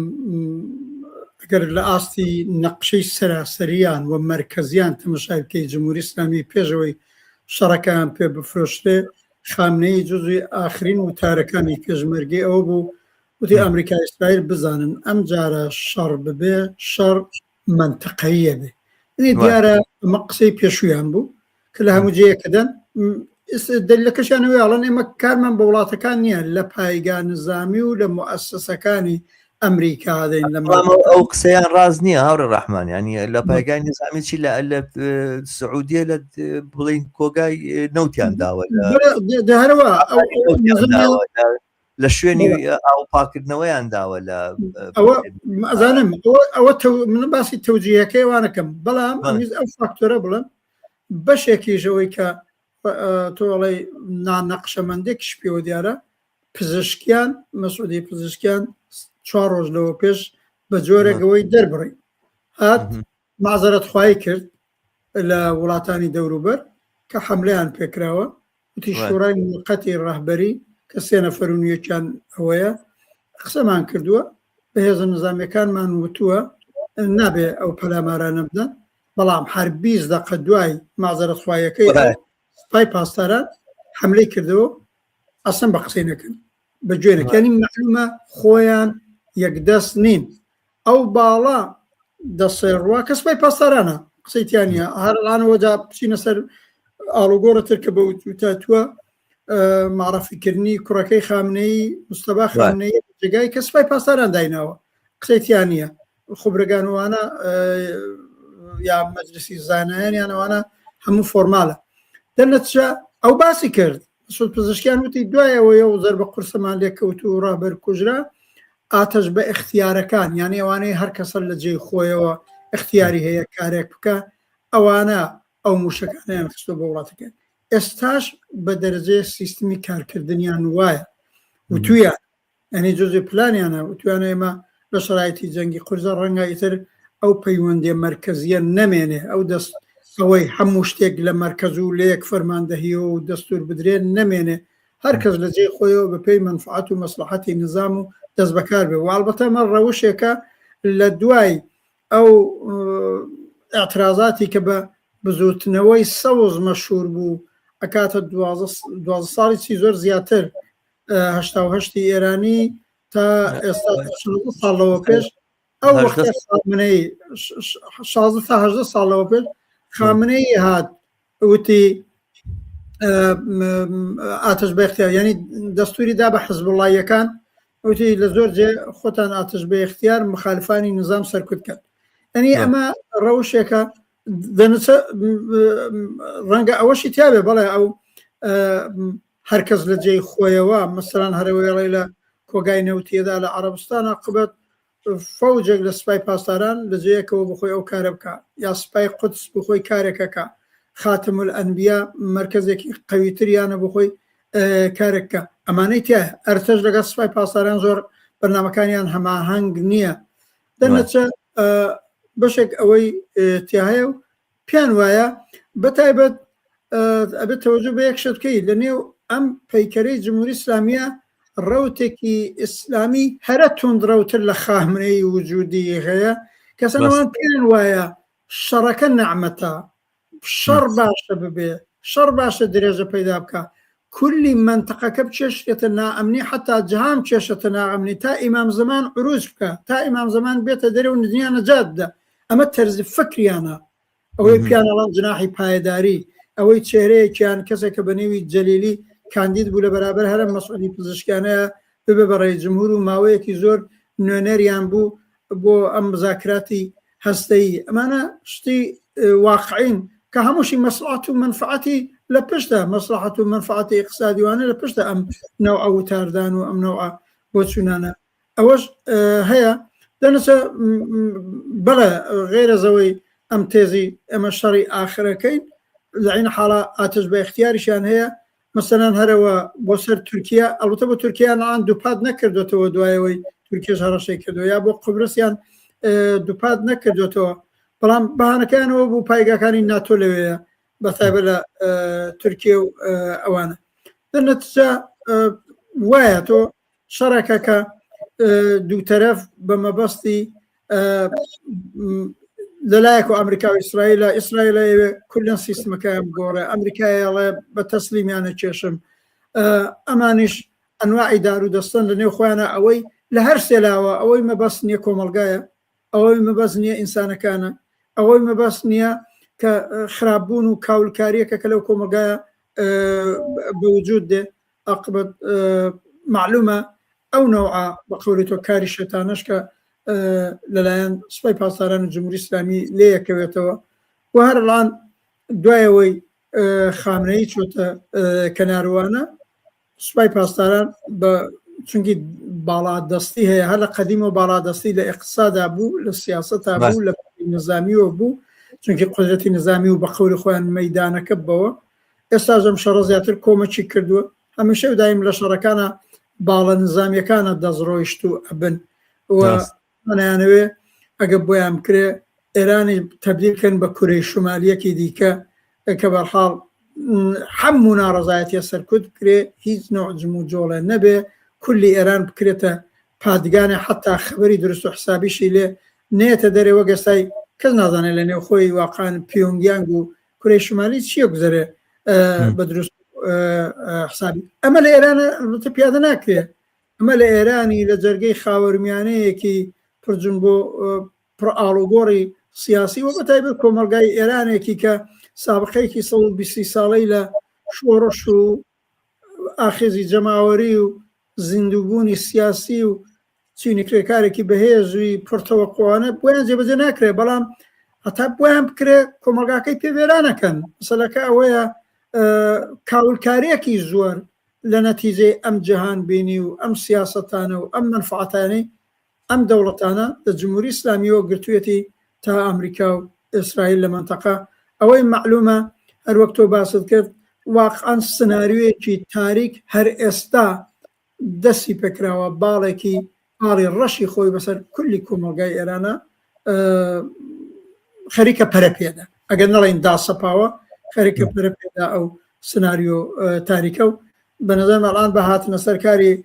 ئەم کوڕەی خامنەیش مستەبا خامنەی هەر لە ئەو تاریەکی یاداوە فعلەن چاوەڕوانی ئەوەیە کە هەر ئەم سناریۆ تاریکە ئیدامە پێدا بکە وایە زۆر ڕاستە بەڵام هەرحاڵ ئەم هاتنی بڵێن کوڕی خامنەیش بۆ خۆی پەرستاندنێکی زۆر مهمی یاخود زۆر چارەنووسازە لە ئێرانە کە نیشانەی ئەو باڵادەستی بڵێن سوپای پاسدارانە کە تۆ باسەکەت جگە لەوە نیشانەی ئاڵوگۆڕێکی زۆر خێراشە لە تۆندڕەوبوونی ڕژێمی ئێرانیان ئێوانەی کە باسی مشتەبا خامنەییەکەن وەشتی لێ ژێڕنەوە کە دیارە خۆی زۆر دەرکەوتنی نییە لە میدیا زۆر دەرنەکەوتووە و پێچەکەم کەسیش لە ئێرانە گوێی هەتا لە دەنگی بوو بێ یاخود لە شوێنێکە لە جێگایەکە قسەیەکی کردبێ بەڵام ئەوەی کە لێ ژێڕنەوە باسی لێکەن کەسێکە لەوانەی کە باوەڕی بە تێزی ئاخر زەمانی هەیە یاخود پێی وایە کە ئەو بڵێن خۆراسانیە خۆراسانی بەپێی ئەو چیرۆکانەی کە بڵێن ئیمامەکانی شیعە ئەیجێڕنەوە یاخود لەلایەن باوە کەسایەتێکە کە لە ئێرانەوە دەرەکەوێ و باڵادەستی شیعە لە ئاستی هەموو خۆرهەڵاتی ناوەڕاستە پیادە ئەکا و مەککە و بڵێن شوێنە پیرۆزەکانی تر بە مەککە و بەیت المەقدسیشەوە بە قسەی خۆیان ئەکەوێتە ژێر دەستیەوە و بەم جۆرە زەمینە سازی هاتنی ئیمامی مەهدیەکە یەکێکە لەوانەیە کە بڕای بە تێزێکی لەم بابەتانەیە و عقیدەی پێیەتی یاخود بە عقیدەوە مینەتی زۆرتر هاتنی نموزەجێکی لەم بابەتەش بۆ سەر دەسەڵات لە ئێرانە زیاتر لەوەی نیشانەی باوەڕبوونی خەڵکی ئێران یاخود بڵین تەنانەت پەیڕەوانی مەزهەبی شیعەش بەم تێز و بۆ چوونانە بێ زۆرتر نیشانەی باڵادەستی ئەو باڵەیە لە نوسپای پاسداران کە پێی وایە نەخشەکانی جمهوری ئیسلامی ئەبێ بە شێوازێکی توندوتیژ وە لە بە کەناڵی شەڕێکی ڕاستە و خۆیان لەگەڵ ئەوەی کە خۆیان ناوێنن ئیستیکباری جیهانی و ئەمریکا و ئیسرائیل و دەست و پێوەنەکانی لە ناوچەکەی بچێتە پێشەوە. ئەم باسە ئەو ڕاحمان بوو شتێک من ڕاکێشێکە زۆر جار لە لێکدانەوەکانی شەڕەکانە پەیوەندە نێودەوڵەتیەکانە بێ بە ئەساس بۆ نمونە چی لە قازانجی کام دەوڵەتایەوە خودی چەشمە کێشە جیۆپۆلیتیکەکان تهدیدی ئەواکەن کە شەڕ بۆ هەڕوو ئەدا یاخود بەرەنجامی تەقینەوەی ناکۆچیەکانە کە من بە بڕوای خۆ من پێم وابێ ئەمە تەنها ڕواڵەتی مەسەلەکانە ینی شەڕ و ناکۆچێت جیۆپۆلیتیکەکان دایما لە دنیاە بووەوە هیچ دەوڵەتێک لە دەوڵەتێک گەڵ دەوڵەتێکی ترە 100% تەنانە دەوانەی کە پەیمانی استراتیژیشان لە نێوانایە بۆ داکۆچیکردن و دیفاعکردن لە یەکتر و ئەوانە هیچ کات ناکۆچی جیۆپۆلیتیشیان کۆتایی پێنایەت ناکۆچیان لە بەرژەوەندی نێودەوڵەتەکانە کۆتایی پێنایەن بەڵام ئەمە ناتوانێت تەفسیری ئەوە بکە کە بۆچی لە قۆناغێکی دیاریکراوە شەڕێکی دیاریکرا و داگیرکاریی دیاریکرا و ئەنجامە درێەوە بۆچی ئەمە بێتە قەیرانێکی گەورە ئەوەی کە ئێستا لە دنیا هەیە زۆرتر بەرەو سەرچوونی فاشیزمە و من وازانم ئەم جەنگە و ئەم بار و ئەنجامەکانی ئەم جەنگە چ ئەوەی کە لەسەر ئاستی ناوخۆی ئێرانە ڕەنگەداتەوە چ لەوەی لە ئاستی دنیاە دەرەکەوێ و چ ئەوەی کە لە ئەوروپا ئێمە ئاسارەکانی بینین لە ئەمریکا توانین کاریگەرەکانی ببینین لە وڵاتانی تری دنیا توانین کاریگەرەکانی ببینین زۆرتر ئاراستەکردنی دنیاە بەرەو باڵادەستی شێوازێکی تر لە پەیوەندی بینی دەسەڵات و خەڵک یاخود پەیوەندی بینی چینی باڵادەست و چینی سەرمایهدار لەگەڵ کۆمەلگایە وا پێچێکە ئەمە بە ئاراستەی توندکردنەوەی فاشیزم لە سەر ئاستی دنیاە بڕاتە پێشەوە و لەم ڕێڕەوەشایە کە چ لە ئێرانە چ لە ئەمریکا چ لە ئەوروپایە ئێمە سەرهەڵدانی ئەو تێڕوانینە زۆر نائینسانی و دڕندانەیە ئەبینین لە پەیوەندی بینی دەسەڵات لەگەڵ خەڵکە ئەوەی کە مافەکانی ئینسان و یاسای نێودەوڵەتی ئەڵێ چی وە ئەو تێرمانەی کە پێشتر بۆ ژوازی خۆی بەکاریە نابوو بۆ ڕێخستنی پەیوەندیەکانی خۆی چ لەگەڵ کۆمەلگایە چ لە نێو خۆیانە هەموو یەچێتە لاوە و جۆرێکی تر و فۆرمێکی تر لە تعریفکردنی ئەو پەیوەندیانە دێتە پێشەوە من سەرنجام وایە بینم بۆ کەسێک کە لە دەرەوەی ئەم ناکۆچیانەیە بۆ کەسێک کە هەم لە دژی جمهوری ئیسلامی هەم لە دژی هێزێکە کە ئەم بەم دڕندەی یە شەڕی لە خۆرهەڵاتی ناوەڕاستە خوڵقان کە ئیسرائیل و ئەمریکایە بۆ ئێمەمانانەوە بۆ چینی کارگەر و زەحمەکێشی دنیا زۆرتر ئەم بارەی شەڕ گرنگە و مهمە ئەم لایەنەی شەڕ گرنگ و مهمە سەرنجام ئایندەی ئەم جەنگە لەکوێ ئەوەستێ لەکوێ کۆتایی پێدێ هەبار حاڵ بۆ خەڵک و دانیشتوانی ناوچەیەک گرنگە بەڵام لە ئاستێکی استراتیژی و لە ئاستێکی بڵێن درێژماوەترا ئەوەی کە چۆن چۆنی ئەم شەڕە خەریکە پێشێلکردنی سەرەتایی ترین بەها ئینسانیەکانت کاتە شتێکی ئاسایی ئەمریکا ئەتوانێت بە تۆماهۆک 168 مناڵ بکا بە خۆڵەمێش و لاشەیان نەناسرێتەوە نەدۆزرێنەوە ئەمە ئەبێت بە نۆرمێکە لە دنیاە قوبوڵەکرێت بۆ تێ دوژمنەکانی خۆت ئاواییم کە یا ئەوەی کە شارێکی وەکو تاران بەم جۆرە بسووتێنرێ ئاگەڕی ئەم بڵێن ئاگرانەمانە بینی کە لە تارانە کەوتۆتەوە ئینسان بەڕاستی ترس ئەچێتە گیانیەوە لەو ئایندەی کە ئەم دەسەڵاتە تونند و تیژ و دژە ئینسانیانە خەریکن ئەیخۆکەن بۆ بەشەریەت ئینسان بیمخۆفەیکرێ ئەمە ئەو پەیامەیە کە ئەم شەڕە بە دنیایەدا بە بڕۆی من یاگەری هەر هەڵبێز گیریەکیش بێ سەرەتا بێ لێرەوە دەست پێ بکە پێش ئەوەی قسە لەسەر ئەوە بێ کام بەر لەسەر حەقە کام هێز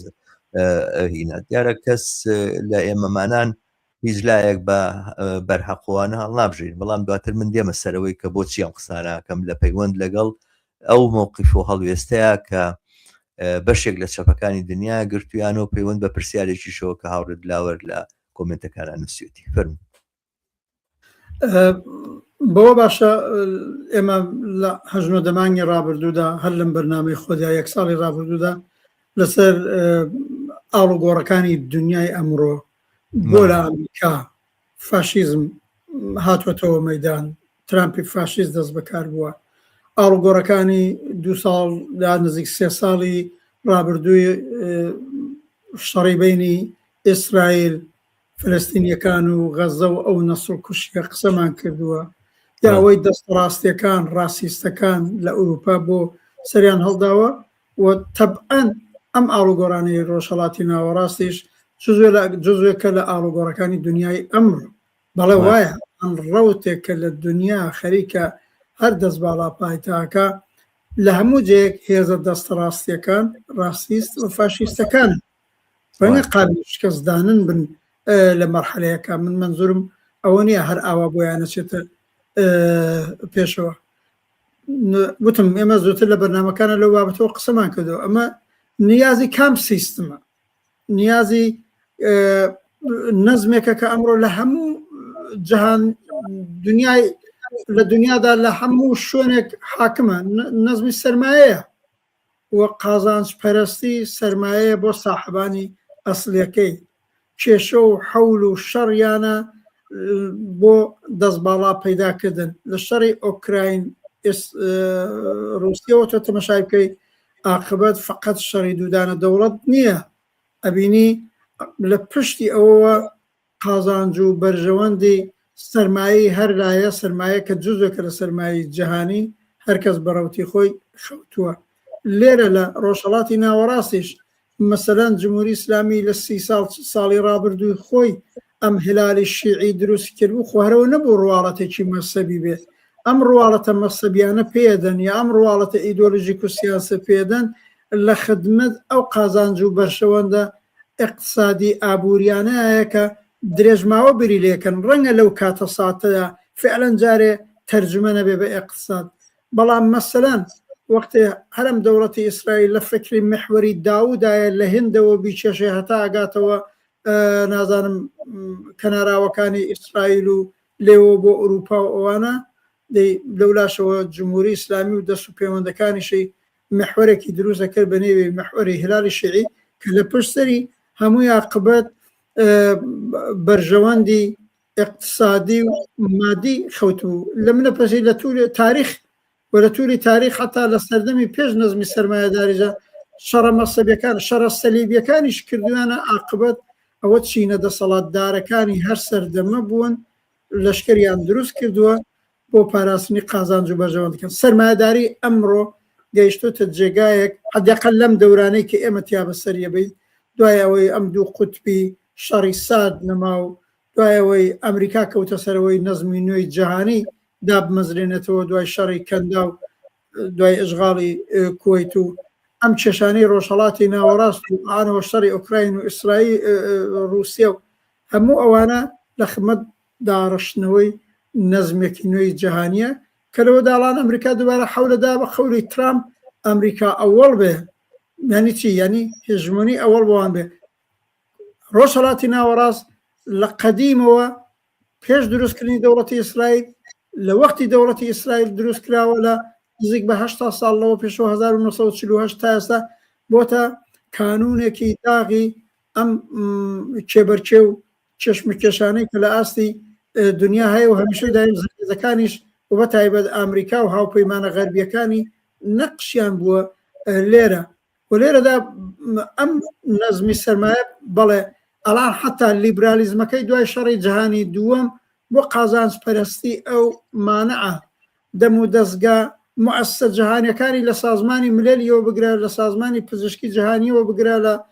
ئێتلافە محیط زیستیەکانیەوە بگرە، هەمووی بۆ دەست و پاگیرە و تۆ بینی عاقبەت دەوڵەتی ترامپ هیچ باەخێک بۆ ئەوانە قایل نییە گە بۆی بکرا حتا لەوانەیە ناتۆش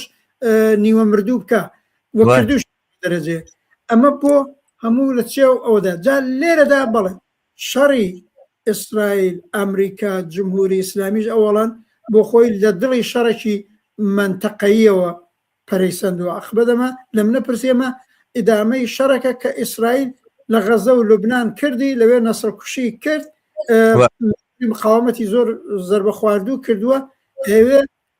هەر ئێستا هەر ئەمڕۆ وەزیری قسەکەری وتەبێژی ئەرتەشەکان ئەوە دیترێ مابێ کە ئەم جار بۆ هەمیشە کار یەکسەرەکەین. عاقبەت باسی لوبنانیان لێ پرسیوت دەتان بووە بە مەیدانێکی ئەسڵی شەڕەکەیوت ناوە ئێشتا مەیدانی ئەسڵی شەڕەکەمان تارانە ئێرانە، یەک جار بۆ هەمیشە بێ ئەوە تەواو بکەین و خاوەرمیانە ئەوە نەتانیاهو توێتی نەتانیاهو ڕۆژەوە پێشەڵا بێ نەقشەی خاوەرمیانەکەمان تەکمیلکەین. نەقشەی خاوەرمیانەی تازیانە ئەمریکا تیا ئەوڵە، ئیسرائیل تیا نیابەتی ئەوە و هەمەکارەیە، نە تورکیە نە عەرەبستان نە جمهوری ئیسلامیەکە لە نەزەر ئەوانەوە نامێنێ یا بەم شکڵە نامێنێ هیچ کوێ حەقی حتا نوزەی ئاعترازێکیشی نییە. بەڵێ جا لە دڵی ئەوەدا منیش پێم بێڵان ڕەوتێک کەزاڵە ڕەوتی فەشیزمە، ڕەوتی دەستەڕاستیەکانە، هەرم ئاڵوگۆڕە لە ئێرانە مەسەڵەن هەرستا معلومە لە دڵی ئەم شەڕەدا سوپای پاسداران هەمیشە هەمەکارە بووە لە ماوەی 10 ساڵی ڕابردووە، بەڵام ڕێگر لە بەرابەریدا بووە. ئێستا ئابم شەڕەی ڕووی داوە و بە دانانی مستەبا خامنەی بە جێگای باوچی معنایەوەیە لە ئێرانیشا ئیتر سوپای پاسداران وەک هێزێکی سازماندراوی مسلحی دەستەڕاستی فەشیست بە تۆری واقعی ئەگەر بمێنێ، ئەگەر عمری جمهوری ئیسلامی باقی بێ ئەو دەست ڕۆیشتووە بێ و ئیترەوە کارەساتی زیاتر بە جمهوری ئیسلامی بۆ خۆی لە 47 ساڵی ڕابردووە هەمیشە کارەسات بووە بۆ سەر خەڵکی ئێران و بۆ سەر چینی کرێکار و بۆ سەر بەرەی ئازادی خواست کارەساتترە بێ ئێتفاقەن بۆ کۆمەلگای ئێران بۆ خودی منتەقەش و بەئاسانی چشمە چێشانە تەواو نابێت. دەنەچە من بڵێ گرەیە دەمەوە بۆ باسەی تۆ کاڵەی عاقبەت لە دڵی باڵاچوونی فاشیزمێکی جیهانیە بەڵێ وایە ئێرەش ئەم گۆشەیەی وایە. جمهوری ئیسلامی وتم بە نیوە و نیوە چڵی لەم مەرحەلەیە نەجاتی بێ تیا بەهێزترە بێ، یانی سوپای پاسداران تیا بەهێزترە بێ. ئەڵان دانانی ئەم کوڕەی خامنەی مستەفا خان هەموو کەسەڵە سوپای پاسداران دیکتەی کردووە، سوپای پاسداران دایناوە. خۆی لەوانێ خۆی ئەمڕۆکە وتارێکی داوە و توێتی لە سەدا و سیماوە لە تەلەڤیزیۆنەوە ئەوە خەبەرم پێگەی کە من کراوم بە ڕەهبەر کە ئەڵبەتە حتمە درۆی تێدایە، بەڵام ئەی چێ کردوویەتی دەنگۆکان ئەوە هەیە لە نێو مەجلیسی خوبرگانان نەیاری بووە، کاندید لە بەرابەریا بووە. خامنەی خۆی وەسیەتی وا بووە کە بە هیچ جۆرێک نابێت تۆ ببی بە مەوروسی نەبێت. ئەمە کە سوپای پاسداران احتیاجی بە مستەبایە، مستەبا خامنەی کوڕی خامنەیە ئەوەی کە بیسراوە بەڵە تۆندڕەوە ئەو تەزە فکری ئاخر و زمانی کە تۆ باسکە ئەوە هەیە ئەوە جوزی ئەو باڵەن لە جمهوری ئیسلامی کە پێیان وایە با دنیا نائەمن بێ.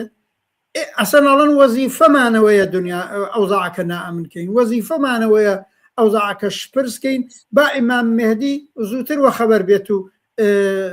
بێتە مەیدان. ئەمە تەرزە فکرەکانە، بەڵام لە پشت ئەم ئیدئۆلۆژیە خورافیە مەسەلەی دەسەڵاتی اقتصادیە، مەسەلەی دەسەڵاتی سیاسیە، هەر بۆیە ئەلئان سەرانی سوپای پاسداران ئۆلیگارشە ئەسڵیەکانی سەرمایەداری ئێرانن. لەو بابەتە هەر خودی ئەو بەیتی ڕەهبەری کە خامنەی بەدەسووە پوڵدارترین بەهێزترین بەشی اقتصادی ئێران بەدەست بەیتەکەی خامنەیەوە بوو کەڵان بە کوڕەکەیە بڕێ کە مشتەبایە. دەنەچەمەش ئاڵوگۆڕێکی لە بەرهەمی ئەم شەڕە ئاڵوگۆڕێکی زۆر دژە خەڵکی ترە خەریکە ڕووەدا و ئەم کەسە مستەبا خامنەیان داناوە. مهم نییە خۆی چ زەرفێتیەکی هەیە چ توانایەکی، چونکی خۆی عاقبەت ئەتوانی بڵین تابلۆیەکە ناڵم بێ ئیرادەیە وایان بارهێناوە هاوکات لەگەڵ باوکی خامنەیی کە بەهێز بوو لە نێو سوپای پاسدارانە ئەمیش لە پەنا دەستی ئەو نفوزەی پیدا کردوە لە نێو سوپای پاسدارە با من ئاوا بڵێم عاقبەت کێشەی قوڵ لە بینی جناحەکانی جمهوری ئیسلامی بەتایبەت سەردەمانە کە یەکێ وەک ڕەفسەنجانی بوو عاقبەت وەزنێکی گەورەی لە نێو سیستمی جمهوری ئیسلامی ئەم خامنەیە دقیقاً بەستن بە سوپای پاسداران جناحی ڕەفسەنجانی ڕۆحانی ئەوانەی خستە پەراوێزەوە ئەوان عاقبەت ئیدعایان لەسەر پەیوەندی عادی لەسەر غەرب بوو عادیکردنەوەی ئەوزاع لەگەڵ دەوروبەر بوو بە قەولی خۆیان لەسەر تەکنۆکراتەکانی نێو جمهوری ئیسلامی تکیان لەسەر ئەوە ئەکرد بەڵام خامنەی زانی ڕێگای ئەوەی قودرەتی خۆی بکە بە قودرەتی ئەوەڵ ئەوەیە توش ببەستێ بە سوپای پاسداران و قودس و قاسم سولەیمانیەکان و وای کرد لەم تەریقەوە ئەوانی خستە پەراوێزەوە کوڕەکەشی لەو چوارچەوەیەدا لەو فەزایەدا بار هات و بوو بە هەمەکارە ئەڵان هەم سوپای پاسداران احتیاجی بە مستەبا خامنەی هەم مستەبا خامنەیش احتیاجی بە سوپای پاسدارانە یەکتری تەفکیک دەکەن دژایەتی لەگەڵ کۆمەلگای ئێران و خەڵک وەلەین حاڵە نانەوەی شەڕێکیش کە لە منتەقە هەیە ئەجا بەم ئەتیبارە بڵێن وشەیەکەیە بە ئینگلیزی پێڵێن ئایرۆنی ینی گاڵتەجاڕی بە جۆرێک لەوەیە کە لەوە چێ ترامپ توانی بێتی ڕژێمی ئێران بگۆڕێ بەڵام بە ئاراستەیەکی زۆر پێچوانەیەوەی کە ئیسرائیل ئێوێ ینی ئیسرائیل گۆڕینی ڕژێمی بە جۆرێک وادا ئەناکە یا ئەو تەبلیغاتانەیە کردوار حاڵ استراتیژی ئیسرائیل لەوە چێ پارچە پارچەکردن و لە توپەتکردنی هەموو دەوڵەتە گەورەکانی ناوچەکە بێ لەوانەژ ئێران ینی ئەوەی کە بەڵامەوەی کە بەڕواڵە دەیوت پشتیوانیکردن بوو لە ڕەزا پەهلەوی وەگوایە ئازادکردنی ئێران لە سای ڕەزا پەهلەویە بێ بە دۆستێکی نزیشی ئیسرائیلەوانە بەڵام پێچێ ئەم پەلامارەی ترامپ و ئیسرائیل ڕژێمی جمهوری ئیسلامی ئێرانی بەرەو توند و تیشتر و بەرەو هێزێکی ڕادیکالتر و زۆرتر دوژمن بە ئیسرائیل ئاڵ و گۆڕ پێدا بێ بەرحاڵ هەر چۆنێک بێت سەرنجام ئەم ئۆلیگارکانە ئەم دەوڵەمەنانە ئەم ملیاردێرانی کە لە ڕێگەی مشتەبا خامنەیەوە دەسەڵاتیان بەدەستکەوتووە و دەستیان بەدەسەڵات گەیشتووە سەرنجام پێویستیان بە کۆمەلگایەکە بۆی ئیدارێکم سەرنجام پێویستیان بە دام و دەستگایەکە یاخودمانەوەی چوارشێوەیەکی کۆمەڵایەتیە بۆیکەوە سەروەت و سامانەکانی خۆیان سوود لێوەربگرن و بەم دەوڵەمەنی و بەم بەرژەوەندێ چیناتیەوە کە هەیە نەبمێننەوە لەبەرەوە پێ ئەچێ ئەم کردەوە زۆر سەرشێتانەیە کە ئەیبینین من پێشبینەکەمەوەی لە ڕۆژانی داهاتوو ئەمانە بەرەو خاوبوونەوە ئەچەن وە سەرنجامەوە نەخشەی کە ترامپ هەیەی بۆ ڕێکەوتن و بڵێن پێکەوە ژیان لەگەڵ دەسەڵاتی تازەی ئێرانە ئەمە لاپەڕێشی وا هەڵەدرێتەوە لە مێژووی ئەم پێکدادانەیە بڵێن پێشبینەکانم یاخودەوەی کە تەسەوریەکەم ئاوایە ئەم شەڕال و گۆڕێکی زۆر کۆنەپەرستانی لە ناو کۆمەلگەی ئێرانە دروست کرد ئەو بەش بوونە یاخود ئەو قەڵەشتانەی کە لە نێوان باڵەکانی دەسەڵاتا بوون کە زۆر جارم قەڵەشتانە گەرچێ بوونە هۆی دروست بوونی تەوەهم و هەندێک ڕێونکردن لە ناڕزایەکانی خەڵک بەڵام لە هەمان کاتافورجەیەک و مەجالێکی کردبووە بۆیکەوە کۆمەلگای ئێران و ناڕزاییەکان بە جۆرێک تعبیر لە خۆیان بکەن یا بتوانن خۆیان نیشان بن و ئەوانە و ئەو سەرکوت و ئیستیبدادە زۆر خنچێنەرە کە مەجال بە دەرکەوتنی هیچ دەنگێکی ناڕزایی نەیا زەحمەت بوو لە ئێرانە پیادە بکرێ بەڵام پێچێت لەمە دوای ئێمە بە ئاراستەیەکی وایە بڕۆینوە ئەم دۆخی کە لە ئێرانە دێتە پێشەوە زۆر کۆنەپەرستانە تر لەوە بێکە لە ڕابردووە بووە زۆر دڕندانەتر و بڵین زۆر داپلۆسێنەرانتر بێت لەوەی کە لە ڕابردووە لە جمهوری ئیسلامی ئێرانمان بینیوە کە گەرچەوەی بینیومانە کەم نییە کوشتنی نزیکەی 40,000 کەس و 10,000 کەس با بڵێن کەس هەتا ئێستا نازانێت ژمارەکە چەنە لە زەرفی 48 سەعاتە لە خەڵکانی ناڕازی و برسی کە هات بوون خواستێکی زۆر سادەیان هەبوو لەمە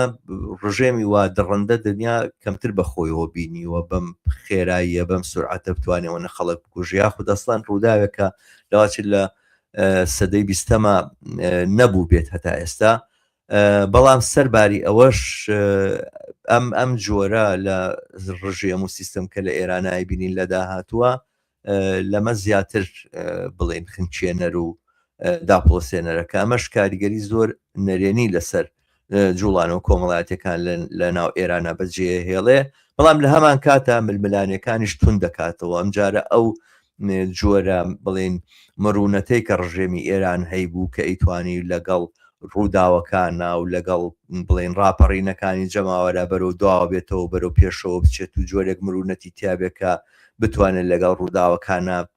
مامەڵە بکاتەوە ئەمانە ئەم جۆرە مرونەتە لە دەستەیە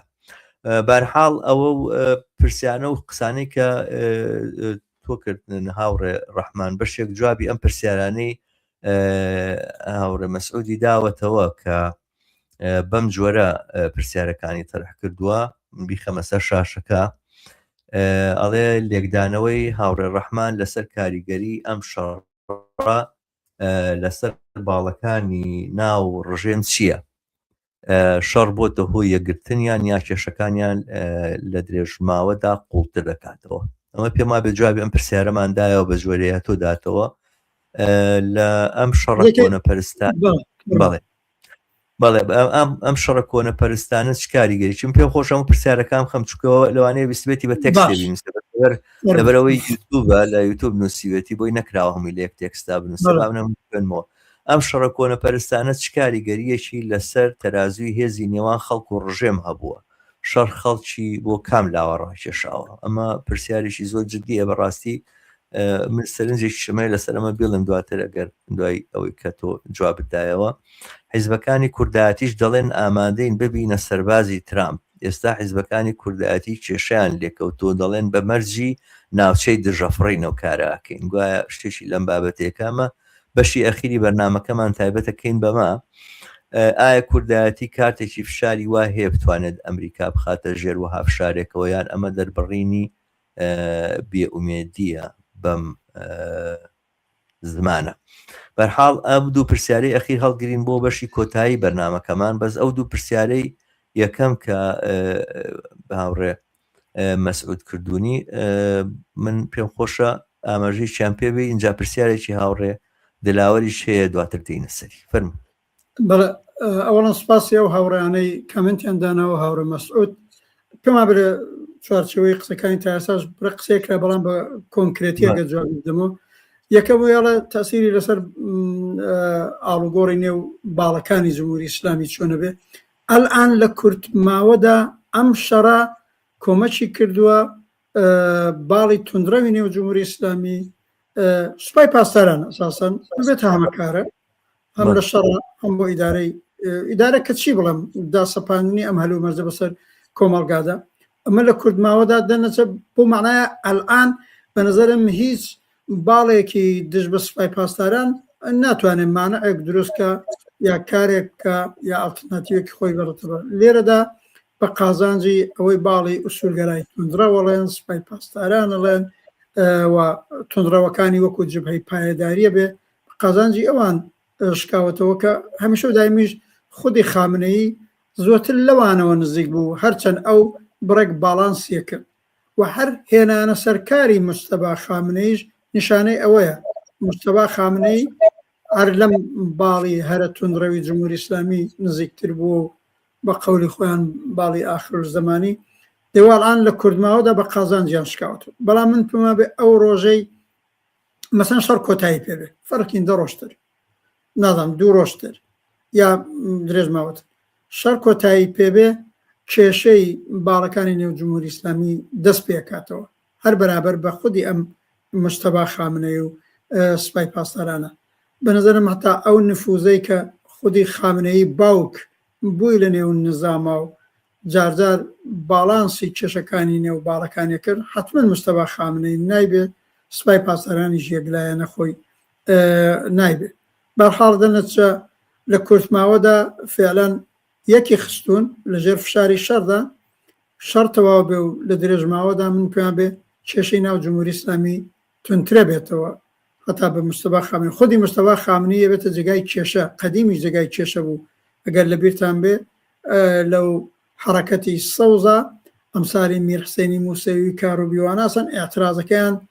بە نامە و بە مەکتوبیش ڕووبە خامنەی نووسیان بە دەستێوەردانەکانی هەرە مستەفا خامنەی بوو بە قازانجی مەحموودی ئەحمەدی نژاد و ئەوە دەنەچامە بێتە سەرچاوی ناکۆکی زیاتر بەرابەر بە کۆمەلگا زۆر بەسمان کرد شەڕ هەتا ئەوە بەرەو 13مین ڕۆژ ڕۆین بەرابەر وا بزانم پرسیاری ئاخرەوە بوو بەرابەر بە کۆمەلگا و بەرابەر بە بەرەی ئازادی خواز و بەرابەر بە خەباتی جەماوەری و کرێکاریۆنە زەربەی تا ئێستا زەربەی قورسمان خواردووە ئەو بەرەیە بەرەی کار و زەحمەتکێش و خەباتی جەماوەری و ئەقسابی کاریگەری و هی معلمان و مامۆستایان و بەلاین حاڵە ژیانی عادی خەڵک کەسێک چاوی نەقونجێنێ گورزی قورس ئەونەی لەم بەشە لە کۆمەلگا کەوتووە هێشتا ئەونە لە جمهوری ئیسلامی نەکەوتووە و هێزە دەستە ڕاستیەکانە ئەمە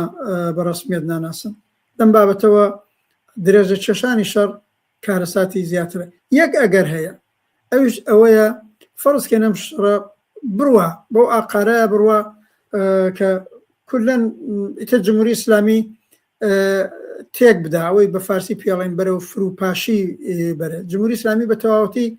زەو نابێت ناچێتە نێو عەرز ئەگەر مەسەڵەن قودرەتی مەرکەزی و مرکزیەکەی لە دەستدارە مستەفا خامنەیە ئیتر دەسەڵاتی بەسەر کولی سیستمی جمهوری ئیسلامیە نەمێنێ و سوپای پاسانێنش تێکومەک بێ ئەبنە چەند باڵ جمهوری ئیسلامی و هەر باڵەش منتەقەیەک لەوانەیە وەکو هێزی سناریۆی تاریک بگرن بەدەستەوە خۆ لە قەدیمەوە مەشهور وە سوپای پاسداران مەسەڵەن باڵی کرمانیەکان کە وەختی خۆی قاسم سولەیمانی نمونەیان بوو ڕاهبەریان بوو باڵی خوزستانیەکانی نێو سوپای پاسداران هەرم شەمخانی کە تازگی کوژرا سەرکردیان بوو باڵی نازانم ئیسفەهانیەکانیان کە ئەم باڵێنە لە نێو خودی سوپای پاسدارانە لە دەورەی شەڕی ئێران و عێراقەوە بێتی تا ئێستا هەر ماوە هەر بووە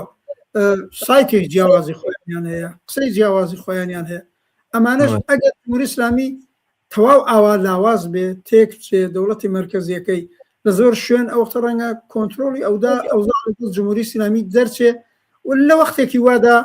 مەجالێک بۆ ئەوەش بکرێتەوە کاگەرە قودرەتی سەرکوتی داپڵۆسێنەر و مرکزی نەمێ ڕەنگە لە بازە شوێنە گێتر خودی خەڵک بتوانن بێنە مەیدان و کۆنتترۆلی وەزە بگرن بەدەستەوە ئەمە احتمالەژە بێ لە نەزەر بگرین بەڵام ئەلئان جارە ئەوە بەعیدە ڕاستێکی ئەوەی کە بینین زۆرتر ئەم باری ڕەوتێکی دژە ئینسانیەکە بەڕێوەیە و لەو بابەتە من یەک شتیکە لە مەوردی مەسەلەی ئەم مستەوا خابنەی و مەوقعیەتی ئەو ئێستا هەروەک گوتمان سوپای پاسداران داینەوە و مەسەلەن پەیامی حەوت سەفحەی ئەمڕۆکەی کە نووسراوە بە نووسراوە ظاهرەن لە قەولی ئەوەیە بەڵام زۆر کەس گومانی لەسەریەوە هەیە کە ئەسەن واقعاً خۆی نووسیوێتی تازە وەرجێک نییە ترامپی زۆر قسەکانیشی خۆی نانووسێ بەڵام ئەوە معلومە دیکتە کراوە مەسەڵەن هەرەوەی توێتی تەنگەی هورمز ببەسرێ ئەبێ شەڕ لەگەڵ پایگان نظامیەکانی ئەمریکا لە منتەقە درێژە پەیدا بکە سەری سازشمان نییە انتقام وەرەگرینەوە بەڵام یەک تێز لە جمهوری ئیسلامیدا هەیە خومەینی وتویەتی کە باوکی هەمویانە دواتر خاڵیش ئەوژەوەیە حفزی نظام ئەو جەبی واجباتە ئەگەر کار بگاتە جێگایەک کە پێیان وابێت جمهوری ئیسلامیەکەیان لەدەسە چێ و تەواو بێ ئەو وەختە جامی زاهر هەر کەسێ بێ ئەینۆشێ کە لەوانەیە ئەو وەختە مجتەبا ئەو کاندیدە مناسبە بێ کەم جا سوپای پاسداران بڵە جامی زەهرەکە بنۆشە بچۆ پای سازش یعنی منزومە اتفاقاً باڵی ئیسلاح تەڵەب سازشی بۆ ناکرێت کردی باڵی ئیسلاح تەڵەبی نیە تازا وەڵام قسە لە ئیسلاح تەڵەبی معنای نەماوە لە جمهوری ئیسلامیە باڵی ئیسلاح تەڵەب کە ئاعتدالی ئەوە بوو لە دەورەی ئۆبامایە چوون بەرجامیشیان نووسی لە هەردوو تەرەفەوە سووتێنرا فایدەی نییە بۆوان ناکرێت بەڵام زمانێک بزانن نظامی ئیسلامی تەواو تێکەچێ بە نظرم اتفاقاً هێنانە سەرکاری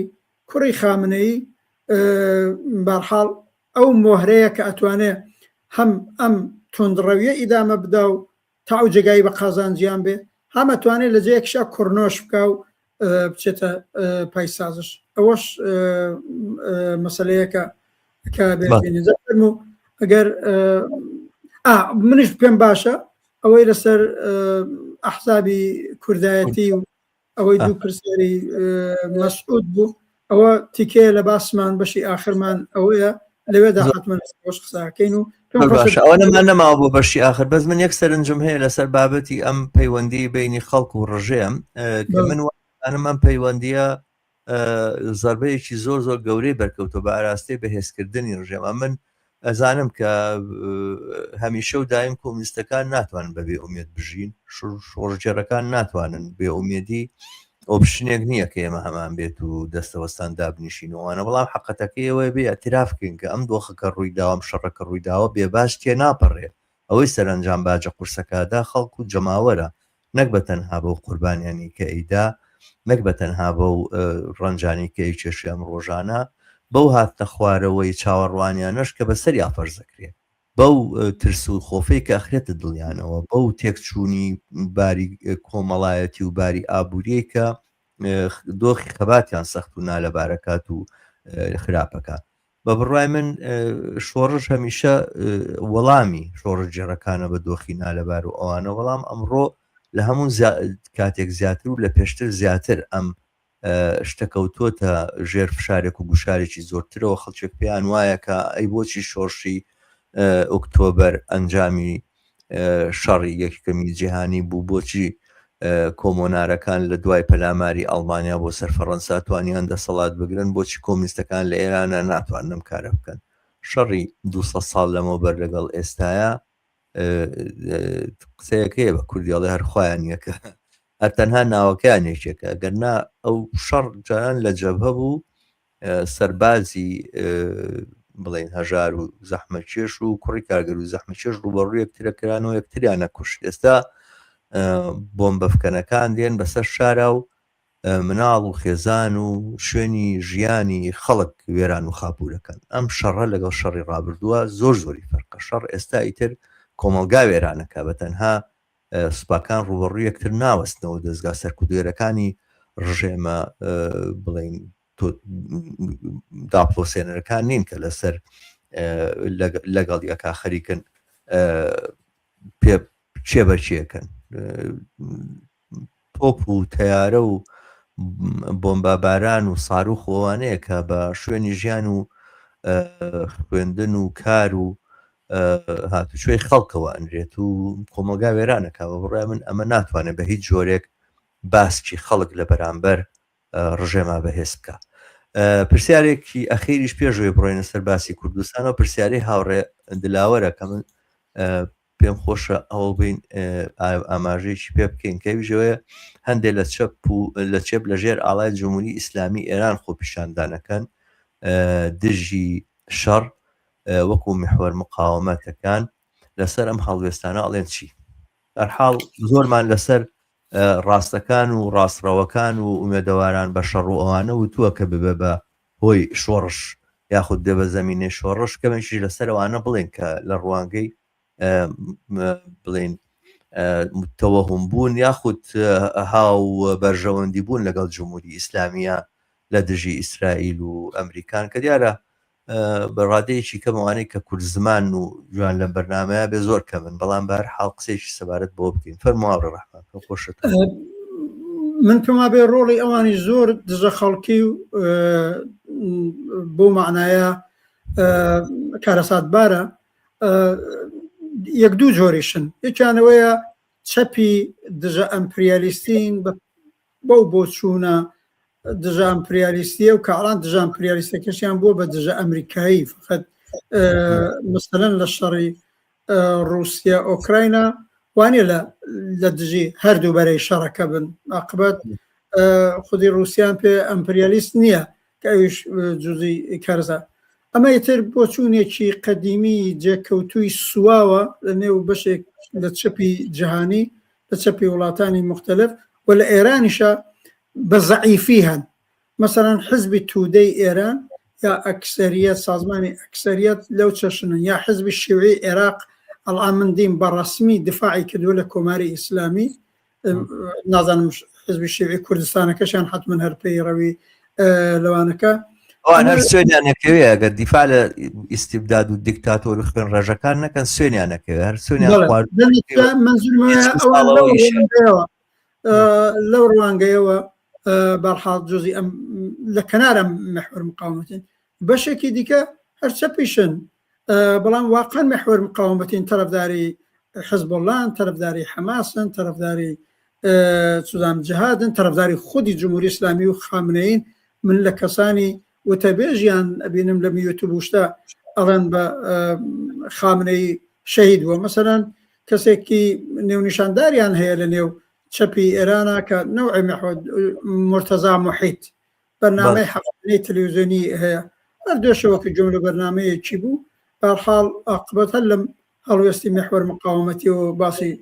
شەهید بوونی خامنەی ئەکردوانە ئەوە نیە کتێبە کۆمونیستیەکان و کتێبەکانی مارکس تەرجماکە حتمما بەڵا لە خۆی بە سۆسیالیستە زانێت خۆی مارکسیزم زانێت تێۆری و نەزەریەژە زانێت بنیادمی کەڕان باڵای 85 ساڵ عمرەتی بەرحاڵ لە کودەتای دەورەی مصدقەوە بە قەولی خۆی وەختە دەورەی جوان بوانە ئەو بنمونەیەنە دەنە ساڵی کارکردی ئەوانە چییە؟ ئەوانە لە شەڕی 2 ساڵ و نیوی پێش و دوای 7 ئۆکتۆبر لە کەناری حزب الله و حەماس و جهاد و جمهوری ئیسلامی ڕاوەستاون ئێستاش لەم شەڕەدا هەر لە نێو خۆی ئێران پێشەوەی شەڕەکە دەست پێ بکات لە نێو دانیشگاکانی تاران و ئەوانە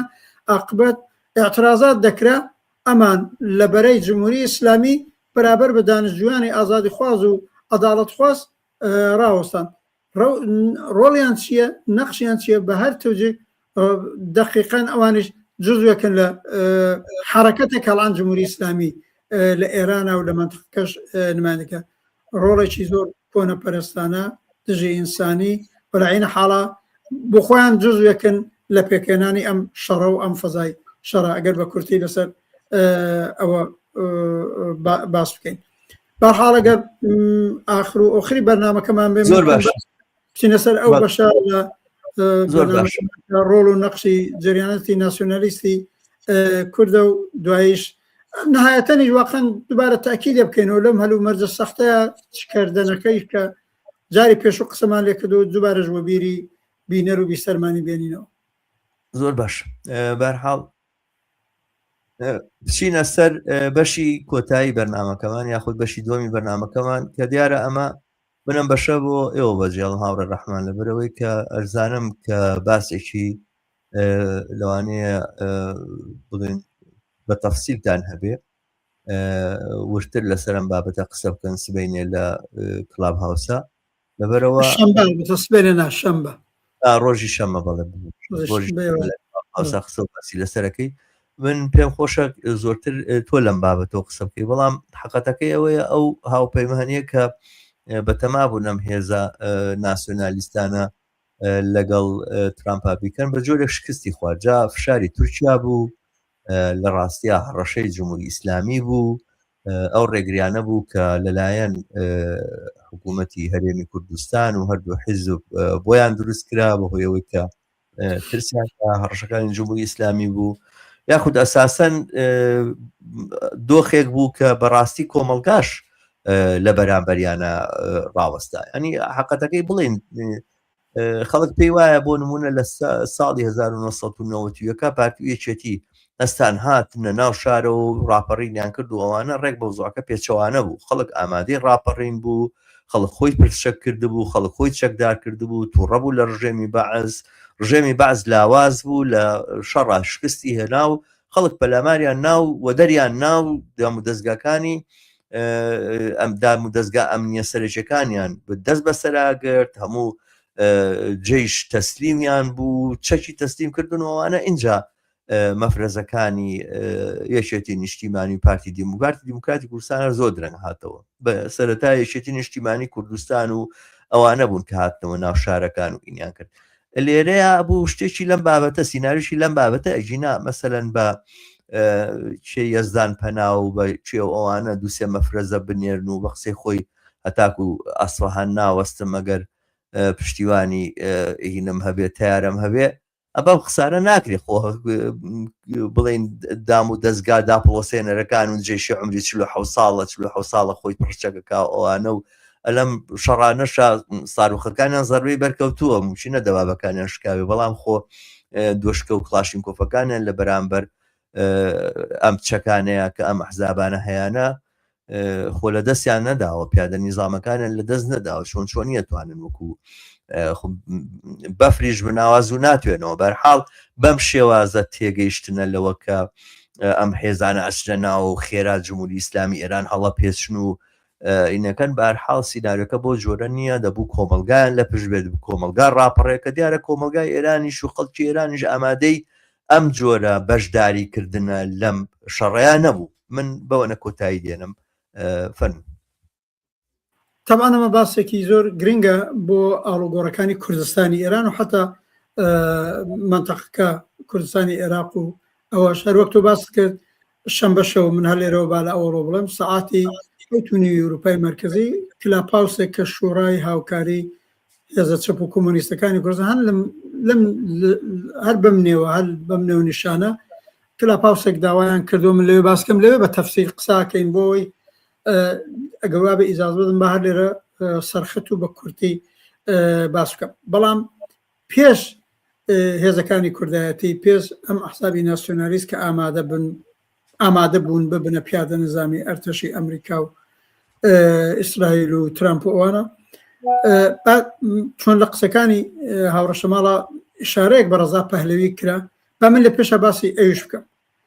لەم ئاڵوگۆڕانەی کە لەم دوو مانگەدا و بەتایبەت ئەڵان تەبدیل بوو بەم شەڕی 12 ڕۆژە ئۆپۆزیسیۆنی دەستەڕاستی ئێران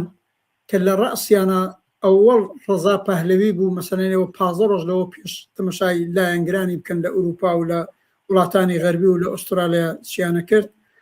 یەکەمەوەیە بە نەزەرم هەم ئەو ینی هەم ڕەزا پەهلەوی و دارو دەستەکەی هەم مجاهدینی خەڵق ئەڵان بە فاکتەکە یەڵێم و هەم ئەم ئەحزابی ناسیۆنالیستی کورد کە هەمووی لە بەرەی ئۆپۆزیسیۆنی دەستەڕاستی پرۆغەربی و بەتایبەت ڕەزا پەهلەوی و جەریانەکەی تەواو بە کارکردێکی فاشیستی ئەمانە هەم تا ئێستا جرمی سیاسی مرتکب بوون نەخەتای سیاسی بەم هاوڕاییکردن لەگەڵ پرۆژەی ترامپ نەتانیاهو تازە ڕەزا پەهلەوی لە 4-5 ساڵەوە پێشەوە ئەم ئاڵقە لە گوێبوونی خۆی بۆ نەتانیاهو سەفەری تەلاویوی کرد و سەری خۆی نابە دیواری نۆتبەوە و ئەو کڵاوەکەی یەهودیەکانی ناسەر خۆی لێەوە نیشاندا منەوێ بڵم هەم جرمی سیاسی ئەم بەشانە لە ئۆپۆزیسیۆن مرتکب بوون هەم تا ئێستای دۆڕاوی سیاسی من نازانم احتمالات زۆرە ئەگەر 2 هەفتەیتر 3 هەفتەیتر ڕوتی ڕووداوەکان وا بڕوە بڵێ جمهوری ئیسلامی تێگەڕماو بێ ئەوەی وتم دەسەڵاتی مرکزیەکەی نەمێنێ هەر بەشە لە جمهوری ئیسلامی بەخۆی منتەقەیە بگرێ ئەو وەختە هەنی ئەوەی پێڵین سناریۆی تاریک و سناریۆی ڕەشێک بەسەر کۆمەلگای ئێران و هەر منتەقەیە بکەوێتە دەست دار و دەستەیەکی نظامی وەختە بەڵە ڕەزا پەهلەویش تا حیزبە چەکدارەکانی ناسیۆنالیست لە کوردستان تا مجاهدین لە گۆشەیە لە ئێران ڕەنگە ئەوانی بۆ خۆیان منتەقەیەک بە هێزی چەکداری خۆیان پارێزن و بڵێن بە قیمەتی تێکچوونی ژیانی کۆمەلگا و خەڵک بڵێن ئێمە سەرکەوتوو بووی بەڵام تا ئێستا ئەمانە هەم جرمی سیاسی مرتکب بوون هەم دۆڕاوی سیاسیشن جا لێرە ئەگەر بە کۆنکرێتی باسی ئەم 6 حیزبی ناسیۆنالیستی کورد بکەین من قسەکەم ئەوەیە وەلەو کلاپاوسەی دوو شەوی داهاتووە حتمما بە فاکتی زیاترەوە باسەکەین جرمە سیاسیەکەیان چییە؟ من ئاوا بڵم یەکەمەوەیە خەبات و مبارزە لە کوردستانی ئێرانە بە تایبەت لە دوای شۆڕشی ساڵی 79 یا 57 ئێران 10 ساڵی ئەوەڵی واقعاً 10 ساڵێکی پڕخەباتی سیاسی ئاعترازی و نظامیش بوو هێزی پێشمەرگە کە ئەوەختە من بەش بە حاڵی خۆم جزوی کۆمەڵە و هێزی نظامی و عەلەمی کۆمەڵە و حیزبی کۆمونیستی ئێران و جزوی ڕەهبەری کۆمەڵە بووم بەرحاڵ خەباتێکی ئاعترازی و سیاسی و نظامی کە لە کۆمەلگای کوردستان ئێرانەکە زۆر پاک و بێگەرد بوو. هیچ وەخت حتا باڵی ڕاستڕەوی کۆمەلگای کوردستان کە حزبی دموکراتی کوردستان بوو و باڵی چەپ و سۆسیالیستیشی کە ئێمە کۆمەڵە و حزبی کۆمونیست و دواتر کۆمونیزمی کاریگەری لە دوای ئەوە بووە، هیچ وەخت لە پەروەندە و سابقەی خەباتی سیاسی و ئاعترازی و نظامی کۆمەلگای کوردستانی ئێرانە معاملەی دژە ئینسانی، ئەوەی پێڵین بەندوبەست، ئەوەی پێڵین بەرحاڵ سات و سەودای دژە ئینسانی باو نەبوو. ئستانداردایەکی پاک و ڕۆشن لە مبارزەی سیاسی. مەسەڵەن هەموو ئەو ساڵانە لە دەورەی شەڕی ئێران و عێراق و دواتریشی ئێمە وەکو کۆمەڵە و حزبی کۆمونیستی ئەوەختە پەیوەندیەک لەگەڵ دەوڵەتی عێراق بوو، یا حزبی دموکرات لە قەدیمترەوە بووی. ئەڵام من کارم بە کارنامەی ئەوان نییە، لە زۆر جێ خەتای شتیا بووە، بەڵام عاقبەت ئەوە نەچوونە پێشێ کە کەس ئیدعا بکا کە ئەمانە بوون بە عاملی دەوڵەتی عێراق، واردی معاملە و ڕەوشی ناشایست و دژە ئینسانی وانە بوون، هەتا ئەوە یەکێتی و پارتی کردیان کە مەسەلەن بۆمبارانی شیمیایی حەڵەبجەی دەکەوتەوە، دەستی سوپای پاسداران بگری تا یەکێتی نیشتمانی کردی و بە سەرپەرستی نەوشیروان هەتا سەر کێڵگەنەوتیەکانی کەرکووکیان بێنێ گویا کوردستان ئەوە ئازاد دەکرێت. من دەزانم بۆ خۆم لە جەریان نابووم زۆر جار لە دەورەی شەڕی ئێران و عێراقا دەوڵەتی بەعس ئینتزاری بووە هێزی پێشمەرگەی کۆمەڵە یا حیزب دموکرات داوایان کردووە لەگەڵ فڵانە عەمەلیاتی نظامی ئەوان هەماهەنگ بن بۆ سەر پایگاکانی جمهوری ئیسلامی. ئەم دوو جەریانە سیاسیە بەڕاست و بەچەپ قبوڵیان نەکردووە، بۆ مەحدودێتشی بۆ دروست کردن. دەی ئەبینی ئەمە هیچ لە تمەیاندا ئەیانویست و تاستە بۆیان ئیجرا نەکراوە، هیوادارم ناش بە بێڵین بۆیان ئیجرا بکرێت، بەڵام لە دوو سێ هەفتەی ڕابردووە بە ئاشکرا ترامپ نەتەنیاهو ئاوڕی لەدانەوە فەرمونەوە پوڵ ئەوە چەک ئەوە ئیمکانات ئامادە باش بن ڕێگاتان بۆ خۆشەکەین بڕۆنەوە، یعنی ببن بە پیادە نظامی ئەرتەشی ئەمریکا ئیسرائیل. ترامپ دوو ڕۆژ پێشەوەی لەگەڵ مستەفا هیجری پەیوەندی بگرێ یا لەگەڵ سەرانی پارتی و یەکیتی پەیوەند بگرێ، باسی ئەوەی کرد لەوانەیە ئێمە هێزی پیادە نظامیش لە ئێرانە وارد بکەین، بەڵام دوو ڕۆژ دواترەکە بیزرا منزوری لەم هێزی پیادە نظامە هەم فشاری هێنابوو بۆ پارتی هەم بۆ یەکێتی کە دیارە ئەوان بە پێی مەسلحەتەکانی منتەقەی خۆیان نە لە ڕووی باشبوونیانەوە بە پێی مەسلحەتەکانیان دوانێمە واردی و شەڕە نابین، بێتەرەفی خۆیان ئەعلام کرد بۆ ئەوانە و ئەوە یەکێ ئەوڵەی پرۆژەکەیان چۆن شکستی خوارەوە یەکێ لە عاملەکانی بوو. عاقبەت جمهوری ئیسلامیش لەولاوە فشاری خۆی بوو، دەوڵەتی مەرکەزی عێراق فشاری خۆی بوو، دەوڵەتی تورکیا ئێوە ئیشارەتان پێکرد فشار و سەختی خۆی بوو، ئەمانیش کوتیان واردی ئەوە نابین. خودی ئەم دەرنەچە ئەمە خەریک بوو شەڕایط ئامادە بکە هێزی چەکداری ئەم شەش جەریانە لە مەرزەکانی کوردستانی عێراق و بڕۆن بەری گیرە. وە ترامپ دوایی پاشگەز بەوتی نانا پێویست ناکە ئەوان بڕۆن و بە یان نەکوژرێ. بە ئاشکرا یعنی پوڵ پێدان، ئەسلحە گەیاندن، خۆتەیارکردن. من ڕاستەوخۆش و ناڕاستەوخۆ لە کادری باڵای ئەم ئەحزابی ناسیۆنالیستی شەش جەریانم بیستووە کە ئەوە ئێمە تەیار کراوین، ئیمکاناتمان پێدراوە لە لێواری مەرز ڕاوەستاوین تا ترامپ دەستور بدا وارد بین. ئەگەر ترامپ بڵێ وارد بێ ئەمە بەغەیر ئەز ڕسوایی ئەمە جەریمە نیە چییە؟ ئەمە بەغەیر ئەز ڕسوایی شتێکی دیکە نایڵێتەوە. هیچ وەخت لە کوردستانی ئێرانە ئەوەی پێڵەن هێزی پێشمەرگە هێزی سیاسی نظامی ئاوا ئاڵقە لە گوێی ئەم دەوڵەت یا ئەو دەوڵەت نەبووە. ئەمە جرومی دووەمی سیاسیانە. سێهەم هەمیشە و دایم پەیوەندیەکی قوڵی خەباتکارانە بینی خەبات و مبارزەی خەڵکی کوردستانی ئێران لەگەڵ سەراسەری ئێرانە وجودی بوو. ئاخرین نمونونەکەی 3 ساڵ لەوە پێش بوو کە خرۆشی جەماوەری بە دوای قەتڵی ژینا ئەمینی بوو، دیمان کە ئاعتراز بە ترۆرکردن بە کوشتنی ژینا ئەمینی هەر لەو بیمارستانەی تاران بیمارستانی کەسرای ناو بوو، لێەوە خەڵکی تاران سعاتی 10 شەو لە خۆیان نیشاندا سبێنە 10 بەیانی لە سەقزە ئەو ئاعترازە بوو بە 10,000 کەسی، بوو بە 15,000 کەسی وەوە چەخماخەی خرۆشێکی جەماوەری بوو کە ماوەی 2-3 مانگ شارەکانی ئێرانی داگر پەیوەندێکی قوڵی خەباتکارانەی بێ و ئازادی خوازانە و حەق خوازانە و عەداڵەت خوازانە بە معنایە بە پتانسێرێکی باڵای چەپ و سۆسیالیستی لە ماوەی ئەو 2-3 مانگەدا بوو و عەد جملە کوردستانی ئێران بوو بە مەیدانێکی بەرجەستەی ئەو خەباتە نەکرد لە ناوخۆی ئێران لە سەراسەری دنیا عاقبەت خەباتی خەڵکی کوردستان و خەڵکی ئێرانیش دوای قەتڵی ژینای ئەمینی و ئەوەی بە ئاخێزی ژینا ئەمینی ناسرابوو لە هەموو دنیا کام پایتەختی ئەم دنیاە لە هەر 5 قارەکە هەیە کە بەرحاڵ ئەو خەباتە دەنگدانەوەی نەبێ و جێگای پشتیوانی نەبوو بەڵام ئەی کوا ئەی ئێستا بۆ نەماوە و پشتیوانیە ئەی تەسویر و عەکسەکانی ژینا ئەمینی بۆ نەماوە ئەڵعان بەرعەکس وەختی هەڵێن کوردەکان لەگەڵ خەریکن ببن بە هاوپەیمانی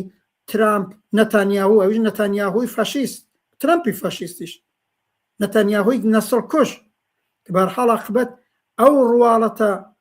عەداڵەت خواز و ئازادی خوازەی ئەو خەباتەی 3 ساڵەوە پێش هەموو ڕەنگی چۆتە کەنار و دەقەن خەریکە فەزا بەدژی خەڵکی کوردستان جا لێرەیە لەسەر تیتری تایتڵی باسەکەی تۆش بە ناوی خەڵکی کوردستانەوە ئەم ئەحزابی ناسیۆنالیستانە حەقیان نییە ئەم جەریمەی خۆیان چوونەتە پای و هێشتا تەواوەتی بۆیان ئیجرا نەکراوە و هیوادارم عەقڵ پیان بۆیان بگەڕێتەوە و ئیدامەی نەدەن ئەم جەریمەی ئەوان بەشێکیان کردووە بەشێکیان هێشتا بۆ ئیجرا نەکراوە بەرحاڵ بەنێوی خەڵکی کوردستانەوە لیان قبول ناکرێ ئەو قسەی تۆ هاوڕە شەمەڵ زۆر دروستە فەزای سیاسی نێو خەڵکی کوردستانی ئێرانیش ئەوە نییە کە ئەم ئاڵقە لە گوێبوونە ئەم پیادە نظامبوونە بۆ ئەرتەشی ئەمریکا و ئیسرائیل قبول بکرێ هەروەک خۆی خۆ باسیش قبول نەکرا و بزانین ئێرانیش و کوردستانی ئێرانیش بەرەیەکی چەپ و سۆسیالیستی قەوی هەیە بە تایبەت لە کوردستانی ئێرانە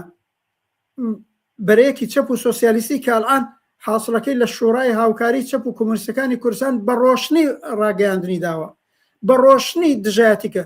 نێوی ڕاگەیاندنی شۆڕای هاوکاری چەپ و کۆمونیستەکانی کوردستانەوەی ئاڵێ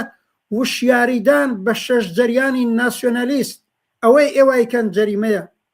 ئێوە حەقتان نییە کۆمەڵگای کوردستانی ئێران بکەنە مەیدانی شەڕی خۆکوژی مەیدانی شەڕێکی ماڵوێران کرد بەسەر خەڵکەکەدا بەرەی چەپ و ئازادی خواز و سۆسیالیست و کرێکار و ژن و لاوی کۆمەلگای کوردستان ئێران هەروەک دوای ئاخێزە جەماوەریەکەی ژینا ئەمینی ئەتوانە بێتەوە مەیدان دێتەوە مەیدان دەستی جمهوری ئیسلامی کۆتاکە ئەمان هەمیشە و دایم لە بەرەی کۆنەپەرستی بوون دەنەچە لە جوابی مەسعودی شاکە پرسیاری کردبوو ئایا حزبەکانی کوردایەتی تووشی داماوی نەبوون تا ئێستا بوون وتیشم تا ئێستا دۆڕاون دۆڕاوی سیاسی تا ئێستا لە 1-2 زەمینەیە لە تمیان وەشاندووە ئەو جەریمیان کە ئەو ژەوەیە لە ئاستی دنیایی ئەو پشتیوانیەی ئەکرا لە خەباتی خەڵکی کوردستان بێ ئەمە لە تمەی خواردووە ئەبێ عاقبەت ئێمەی بەرەی ئازادی خواز و حەق خواز دووبارە ئەمە جبران کەنەوە بەوەی بڵین سیاست و کارکردی ئەمانە ئەخرێتە ئەولاوە ئیجازە نادرێ خەڵکی کوردستان بکەن بە پاشکۆی سیاسەتەکانی ئەمریکا ئیسرائیل دەرنەتیجە بەڵێ هێزانی کوردایەتی بەرحاڵ کاری تا ئێستا مجرمانەی سیاسیان کردووە یەک شتیان بۆ نەچۆتە پێشێ بۆیان نەکراوە نظامیەکان بنێرن بۆیان نەکراوە مەیدانی شەڕەکە گەرم بکەن لە کوردستانی ئێرانە و هیوادارم لە ئایندەشا بۆیان نەکرێ و نابێ بێڵین بکرێ زۆر باشە دەست خۆش هاوڕە ڕەحمانێمە تقریبەن چارەشیشی لە کاتی بڕیاردراوی خۆمان تێپەڕین پێویستە کاکە بەرنامەکان کۆتایی بێبێنین بەڵام بەر لەوە سوپاسی سەرجەم ئەو بینەرە ئازیزاناکەم کە تا ئێستا لەگەڵمانن داواتان لێکەم ئەگەر تا ئێستا نەتان کردووە کەناڵی هیوا لەسەر یوتیوب سەبسکرایب بکەن بە دۆست و ئاشنایانی خۆتانی بناسێنن پێویستە بەرنامەکار بە کۆتایی پێبێنین ناوڕە ڕەحمانەم و سەرنجێ قسەیەک ماوەکە دەستی تۆ خۆش دەستی هەموو دۆستانیش کە هاتن گویانگر لە بەرنامەکە کامنتیان دانا فقط بە یەک خاڵی چکۆلە تەواویەکەم ئەوژەوەیە هەلو مەرجەکەشتا دژوارە سەختە لەوانەیە بەرەو سەختی زیاتریش بڕوە لەم بابەتەوە جاری پێشوو لەسەر چکردن و چ باید کرد زۆرمان قسە کردووە من تکراری ناکەمەوە بە بانگەوازیش بە سامی خۆم بە فارسی بە کوردی بڵاومان کردوێتەوە من داوا لە بینەر و بیسەرمان لە نێوە خۆی کوردستانی ئێرانە گەرم قسە و باسی ئێمە بەگویان بکە ئەبێ خۆ ئامادەکەین خۆمان دەست بنینە نێو دەزیەک هاوپشتی خۆمان لە گەڕەکی شارەکان لە شارەکان لە شوێنە کرێکاریەکان لە هەر شوێنە کۆوە بینەوە نازامەڵان خوێندگە و دانیشگا داخراون بە تایبەت لە گەڕەکی شارەکان ئەوەی پێمانوتون نەهادەکان و شەبەکەکانی هاوکاریکردن لەگەڵ یەک و لە ڕۆژانی تنگانەدا بەدەم یەکەوە بوون دروست بکەین واحدەکانی گاردی ئازادیمان بۆ تەمینی ئەمنیەتمان لە ڕۆژانی سەختدا دروست بکەین خۆمانە بێ بە فکری خۆمان بین بۆ ئایندەیەکی زۆر نادیار یا نامناسب کە ئەم هێزە کۆنە پەرستانە بەسەر ئێمە یادایە سەپێن. زۆر باشە دەستخۆش دووبارە سپاس لەسەر جەمبینەران تا بەرنمەیەشی تر و دیدارێکی تر بە ئێوەی ئازیز شا دەبینەوە هەمووتان بە شادی و کامرانی ئەسپێرم ڕۆژتان یا شەوتان خۆش لە هەر جێگای شەوتان خۆش.